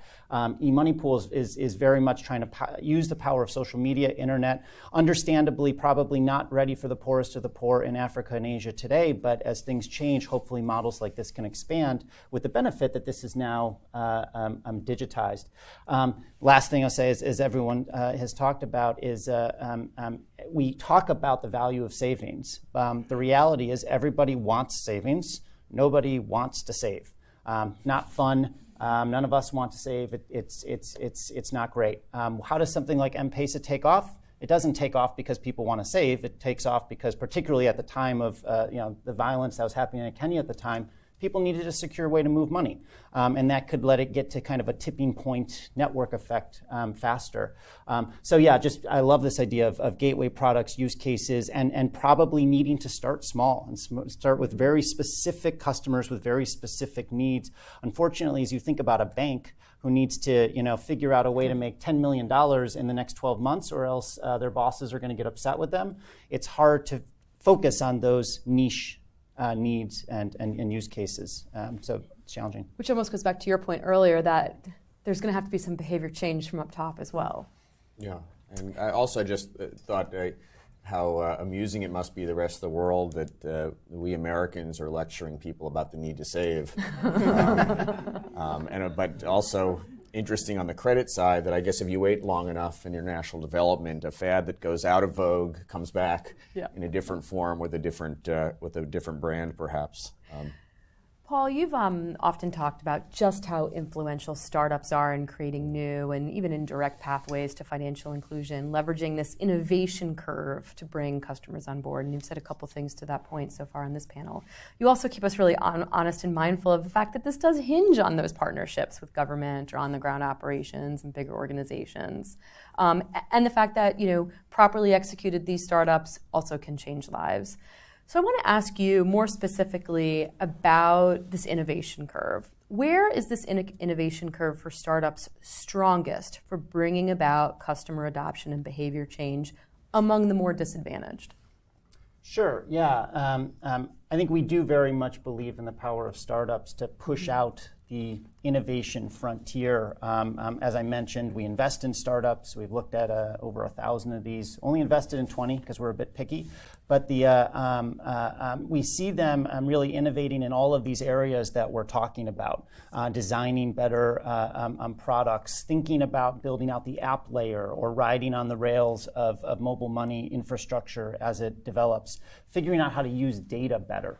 Ultimately, I think we look at startups and we see lower cost structure, smaller, more nimble teams, less bureaucracy, incentivized for the long term. They have all these benefits that let them get closer to customers. Oftentimes by necessity, there's not 6 layers of hierarchy sitting between the CEO of one of these companies and an actual customer. It's often right there. Lets them work faster. So these build, measure, learn cycles are much quicker. You get out, you see what works, you adapt, and ultimately lets you, I think, reach customers more quickly, figure out these needs, and grow from there. So we're very excited about these different areas that startups are innovating. I do think it's critical, though, that these are used as knowledge or experiential building blocks for the overall sector. Startups can get big themselves, and we focus on that, and those are great stories. But a lot of the value of entrepreneurship is exposing problems that you didn't know really existed, shining a light on it. And I think giving some inputs into how to actually tackle these problems, both teaching you what not to do, but in some cases teaching us what we can do. So as we look at startups and we think about how it impacts end customers, we look not only at what are the direct impact metrics, let's say, of this startup, how many households did they reach, that sort of thing, but very much how is this promoting indirect pathways to scale? The ways that this can prompt a competitive response, prompt a replication in another market, change or influence or inform policy, help funders make better decisions with how their money flows. Because I think the reality is that you don't see that big sector level change until these partnerships come in with the bigger players, until bigger players buy people, until bigger players copy and steal ideas from those people. I can give you a couple examples. I mean, Copo Copo, which I mentioned before, launched this merchant acceptance business, worked really hard for 2-3 years to get 10,000 merchants. Safaricom looks, oh, that looks like a good business. Why don't we do that? And I think in like half the time got to 100,000 merchants. Now, is that great for Copo Copo? Let's see. But is that good for the sector? Probably. Similarly, we've mentioned a couple times M-Shwari. M-Shwari, obviously this savings and small credit product that exists in Kenya. I don't know the current numbers, but I think it's hundreds of millions of dollars saved, maybe near $100 million extended in credit. Millions, over 1 million, or I don't know. Over 2 million. Over 2 million people have adopted it. I don't know how many people, probably several, know that started with a startup. Japange Kusave was a project funded by CGAP and FSD Kenya.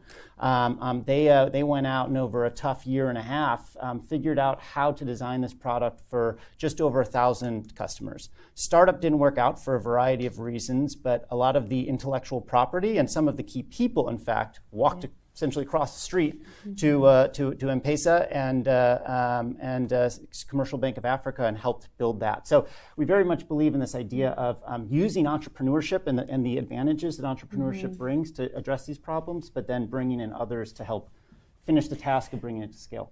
And when we think about the consumer and all of that, from your perspective, what does it ultimately take for a consumer to break existing habits and go with a new path? Yeah, I think we were talking about that before, so I won't repeat myself. But this idea of a painkiller over a vitamin, we mentioned that a lot of the solutions are 10-15% better than they are today. Ben Horowitz, who is one of the best-known venture capitalists in Silicon Valley right now, he often talks about the need for 10x solutions. Customers need to have something that's 10 times better than the existing solution, or they won't do it. 2 to 3 times better just isn't enough. That's hard, obviously, but I do think the ways we get there are by focusing on very discrete, small needs. And again, I think startups or uniquely incentivized corporates who can focus on small end customer, specific crop value chains, specific small enterprise clusters, specific demographics. I think that's probably a big part of getting there. And we're seeing a lot of companies out there figuring out ways to make this automatic. I think one is the value proposition we talked about. The other is just making it fun, easy, convenient. The other area that I think we're seeing a lot of interesting action around is this idea of customer centricity or design thinking or behavioral nudges, and the ways we're increasingly recognizing the power of mental heuristics and using defaults in smart ways. And so I think there's a lot of interesting things happening, particularly enabled by the smartphone in the US and developed markets, that we're starting to see expand into emerging markets. We're waiting in some ways for infrastructure to catch up. We're waiting for smartphones and internet access to catch up. There's some exciting things happening. Everyone's probably heard about the rise of smartphones in Africa, Asia. You've got Google floating weather balloons transmitting Wi-Fi across Africa with Project Loon. I don't know if that's still sci-fi or happening, but they certainly have a website and talking about it. I think as more of that happens, we'll have more opportunities to innovate. Well, thank you. And I'll open that up to Kay and Alex to comment on the customer breaking habits component. Yeah, I mean, I fully endorse what Paul was saying about the need to solve the obvious pain points, but I'll just give one more plug, too, for the more heavy-handed approach of taking big institutional payment flows and using your ability to effectuate how those flows are delivered as one way to accelerate growth. And it's, I think it probably takes a little bit of the onus off of the service provider to figure out everything about, designing the perfect product that meets all the needs. But we're starting to see real evidence of powerful shifts and real volume driving going through government to person payment flows, that sort of thing. Great. Just, I think the one of the key parts of how you actually solve problems, address pain points for people, is to really go at this with a more of a customized kind of a market, at least a market segmented approach, which a lot of financial service providers for the poor trying to reach scale and cut costs have not been able to figure out, or have only made baby steps into its true market segmentation and having product suites for different subsegments. And I think by some approach to all the data that's being generated and using it, including that we saw today, using that in some really intelligent ways to allow more of I think someone used the term micro-targeting, will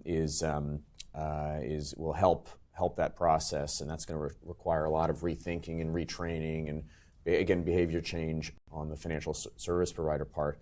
Just one little note of caution, though. Something that Kate McKee has helped me to understand. Is she still here? Anyway, so I'll get in touch with my inner Kate McKee.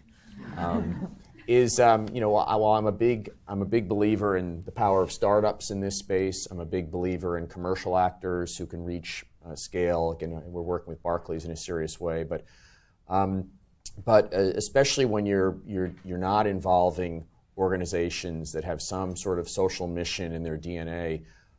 Let's be very careful about, in a rush to get non-kind of payment and transfer services to scale, that we don't rush things to scale that haven't really been put through a consumer protection, lens and filter.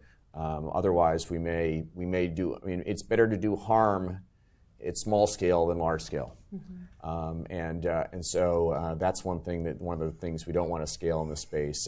And with that rush to, especially to disintermediate some of these organizations that have long-standing relationships with these communities, that we may miss. And then if consumer protection has not caught up with the technology and the products that people want to roll out, we may be looking at some looking at some trends, or within those larger good trends, some real difficult and embarrassing cases in our future. Picking up on your last point, I want to put this question to all of you. Is there a player or partner that needs to have a greater presence in the movement right now? Is there an entity that's missing, or a voice that isn't? Yeah, I mean, I would just pick up on what Alex was saying. I think the lack of consumer interest groups and then the pretty modest capacity and resources of supervisors of financial services is probably the biggest sort of worry that we have right now. But there are also, because this is starting to go digital, I think there are opportunities to think about sort of next generation creative tools and approaches to being able to be smart about supervising and thinking about protecting customers. But I think Alex is exactly right that there's been a real push to get volume, and the attitude from a lot of the donors in particular that help on the enabling environment and are working with regulators. The perspective has been very much about getting regulation sort of out of the way rather than thinking about protection, and so that probably does need to be rebalanced. Right. I've written quite a bit about.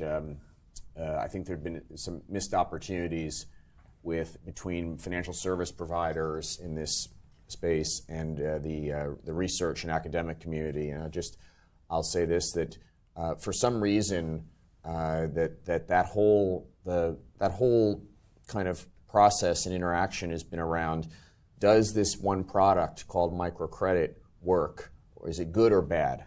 And it becomes very binary. And then when when actually the research, if you look at it closely, says that it's modestly good for most, the typical, and it's very good for some, and somehow that gets warped into saying it's bad.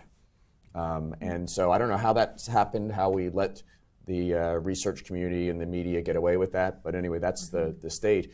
But what's more interesting if you delve into those studies, and this is what I've been urging forward, is kind of embedded in them is an awful lot of information about how to make credit and other financial services work better. So let's get out of this good, bad, but just how do we actually continuously and incrementally improve? And so I've been trying for now 2 years, I think I finally got it going, is to have someone go read through all those studies, all those RCT studies with a lens to what have we learned about how to make these products work better, and distill that in a way that's very easy for a financial service provider to use. And so again, I think hopefully that will characterize our interaction with the research community going forward, because it hasn't so much today. Last question before we open it up to the group. And I'll ask you all to comment on this. In thinking about the future and all that we've talked about with scaling, what's the key catalyst to bringing about this into a more self-sustaining, inclusive digital financial ecosystem? What's the key catalyst in getting to that sustainability point?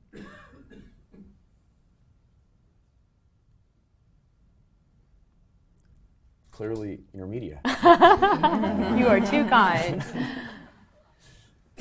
I'll come back to this same point we've made over and over again, which is building things that people want. I think that that involves a better understanding of customers. I think this work is terrific, and it's going to be really exciting to watch the trends as they develop, and hopefully there'll be positive trends.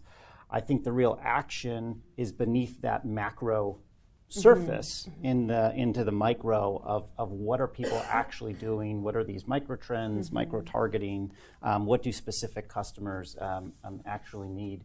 I think there's going to be, I hope, a lot of innovations around education and awareness. I know that we've invested in and looked at companies that are leveraging technology much more creatively to educate customers about what these products are that they're taking on.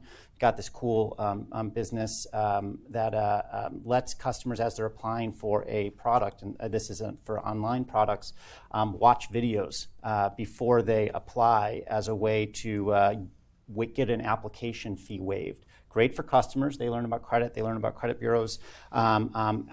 Great for the financial institution, because these customers that do this are much, much better customers, which is probably non-intuitive. But whether it's because the videos are great and make them all of a sudden smart, or these are just self-selection, who knows? But financial institutions are using this, and it's good all around. So innovations around education, innovations about focusing on use cases. And we mentioned big government flows. Merchant payments. We've got to solve more of these payment loops, give more customers more reasons to keep funds in there.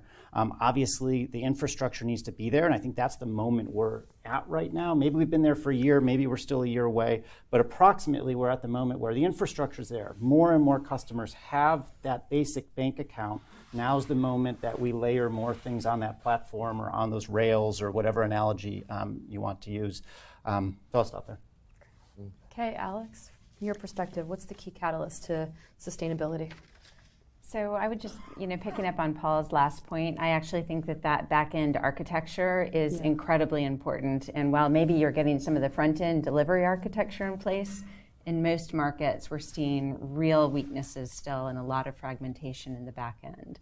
And so, when I'm talking about this architecture, I don't just mean, the switch, but a lot of it is the policy and the governance of how financial services and providers interact with each other in the governments, and what sort of functions can be consolidated on behalf of the industry, both to secure the systems, but most importantly, towards the sustainability point, is how can you strip out as many costs as possible from transactions so that you really do unleash, the entrepreneurs that Paul's working with, and the big financial service providers that we need to get real numbers and make the majority of the population actually attractive and viable customers. And I do think that's possible. There's, we're not there yet, but you're starting to see movements, for example, in Peru, where the banking sector has come together to work around a common platform. Obviously, Tanzania is an exciting example where you're seeing sort of bilateral interoperability agreements mushroom. But it's more of, it's really finding these efficiencies to strip the costs out. I think that's when we're going to see really broad reach and a real abundance of players who are able to come in and really design products that meet people's needs. Just, this, I think we all hesitated to talk about a single catalyst that we could all focus on. Again, this to avoid the trap of a kind of a single kind of solution. But I will say that and I want to, setting the goal right at the start. Are we talking about a world where everyone has a bank account, no matter how dormant, no matter how much it adds value or doesn't? And I think the Center for Financial Inclusion, which I'm an advisor to, has done us all a service, and I think it'd be good for those in the space of what it means of full financial inclusion. And I'd be interested in the future in this survey if we could say what is, by that more robust definition of full financial inclusion, what percentage that we're looking at. My guess would be much lower, but just it's 2 sentences. Let me read it. Full financial inclusion is a state in which everyone who can use them has access to a full suite of quality financial services provided at affordable prices in a convenient manner with respect and dignity. Then there's skip some, and then services should match client needs, provide good value for money, and be designed to avoid causing harm. And I think if we can have that as our true north from the beginning and figure out where we are with respect to that, there'll be some intermediate points, but otherwise I think we risk setting a kind of a stunted goal, reaching it, and realizing that we have a heck of a lot more to do, and maybe some choices we made en route to that stunted goal are going to actually harm us in terms of reaching the larger one. Well, thank you for that. I know that there's some great questions within the audience, and for the couple minutes we have left, I want to open it up to the audience and microphones. We'll take 2 questions and then throw them out to the panel. Questions for the panel, anyone? We'll take even good questions.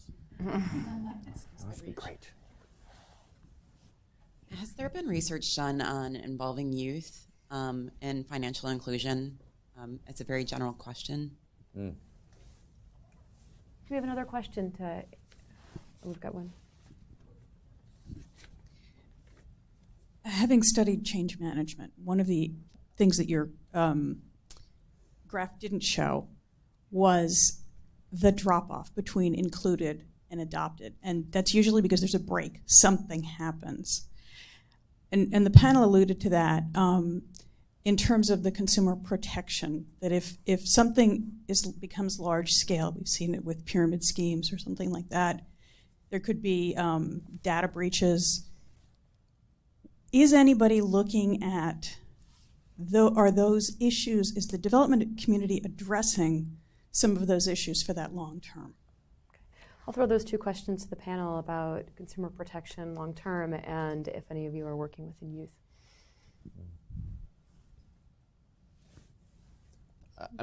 I think what we've, on the youth question, again, I'm not aware of much of a research literature about it, but I think our basic feeling is that most efforts that we've looked at that have tried to target youth as a specific group have not really worked out.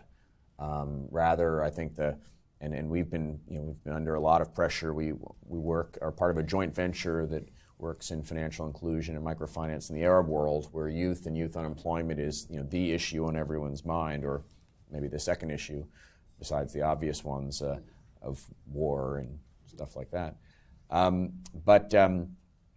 But the basic feeling is that trying to make existing products youth-friendly and perhaps to have some sort of a kind of a product suite that's geared in part to youth or another segment that of which youth dominate. But again, a research literature about how those have worked out, I'm not aware of. Yeah, I don't have much specifically on the youth front. I think there's more and more interest there. We think about it probably less as targeting youth with financial products. I think that's probably less the issue, and more taking advantage of opportunities at a young age to teach people financial skills and what these products mean and what the benefits of savings. I think I can't think of any specific great, robust examples, but there are more and more, particularly as a lot of financial products introduce elements of social media and gamification and these kinds of ideas. I think that has more of a millennial application than it does an adult application. So a lot of us are like, I don't want my financial services gamified. Kids do. I don't know if people know Venmo here in the U.S. Venmo is a transfer service that's very easy. You should check it out if you don't have it. But there's this feature that lets you comment on payments. Like you can scroll through your friends' payments like Facebook and comment on it and be like, oh, that looked like a fun dinner, or something like that. The joke is that if you're, I forget the age, if you're over 30 or if you're over some age, you're like, that sounds like the most ridiculous, crazy thing on earth. And if you're under 30, it's just obvious. It's like, of course you would comment on your friend's payments. So I think leveraging that's going to be different. On consumer protection, that's a tough one. Obviously, I think that where we've been paying more attention is to data issues and how today I think digital data is very exciting and can lead to more inclusion. Longer term, I think there are risks that we need to monitor. At the point of customer interface, I think that's where the most scary instances of misconduct can happen, and I think abuse. It's a tough one. I know one area to think about is the ways that we can leverage handheld front-end technology to standardize those interactions more. I know we've invested in a company in India called R2, which does Android-based field force management tools. Customers, financial institutions can put these in the hands of a loan officer, automate product offers, collect information much more easily, ensure confidentiality, ensure documents aren't lost in the same way, monitor, geolocate their loan officers so loan officers aren't going to be sitting there, squatting in a village until someone pays or creating problems. So at least you have tracking. Not going to solve the problem, but things like that I think show some promise. Alex, Kay, Paul, thank you so much for being part of this panel and sharing your perspectives on these questions and these topics today. We're so grateful that you were able to be here with us. At this point, I'm going to turn it over to Chris for some final words. I hate to cut off such an interesting discussion. That was very informative. And again, a big thanks to our three panelists and for all of you for coming, and to Colleen, Nat, and Anna for their presentations as well. I think what we've seen here today and in this discussion is a lot of progress has been made, but a lot of work needs to be done in financial inclusion. And that 2 years into the Financial Inclusion Insights program, we're seeing changes. Some of the changes are specific to each country, sometimes more incremental than we might want to see. But the general direction is toward positive fundamental change and progress in this area.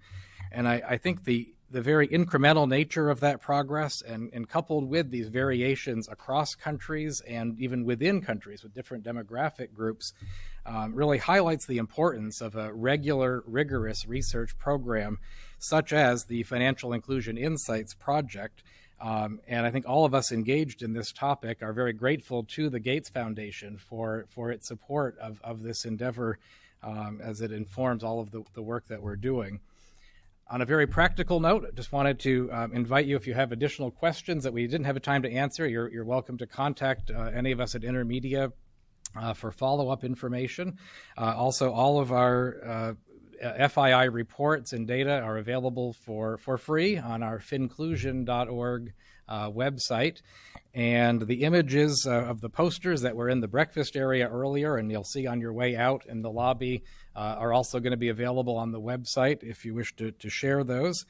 And if you know of any colleagues who missed today's presentation or want to see it again to make sure you caught everything, a video of the full event this morning will soon be available, probably by tomorrow, will also be available on the Finclusion website. So with that, I'll just say thanks again to our panelists and to our presenters and to all of you for coming, and have a good afternoon. Thank you.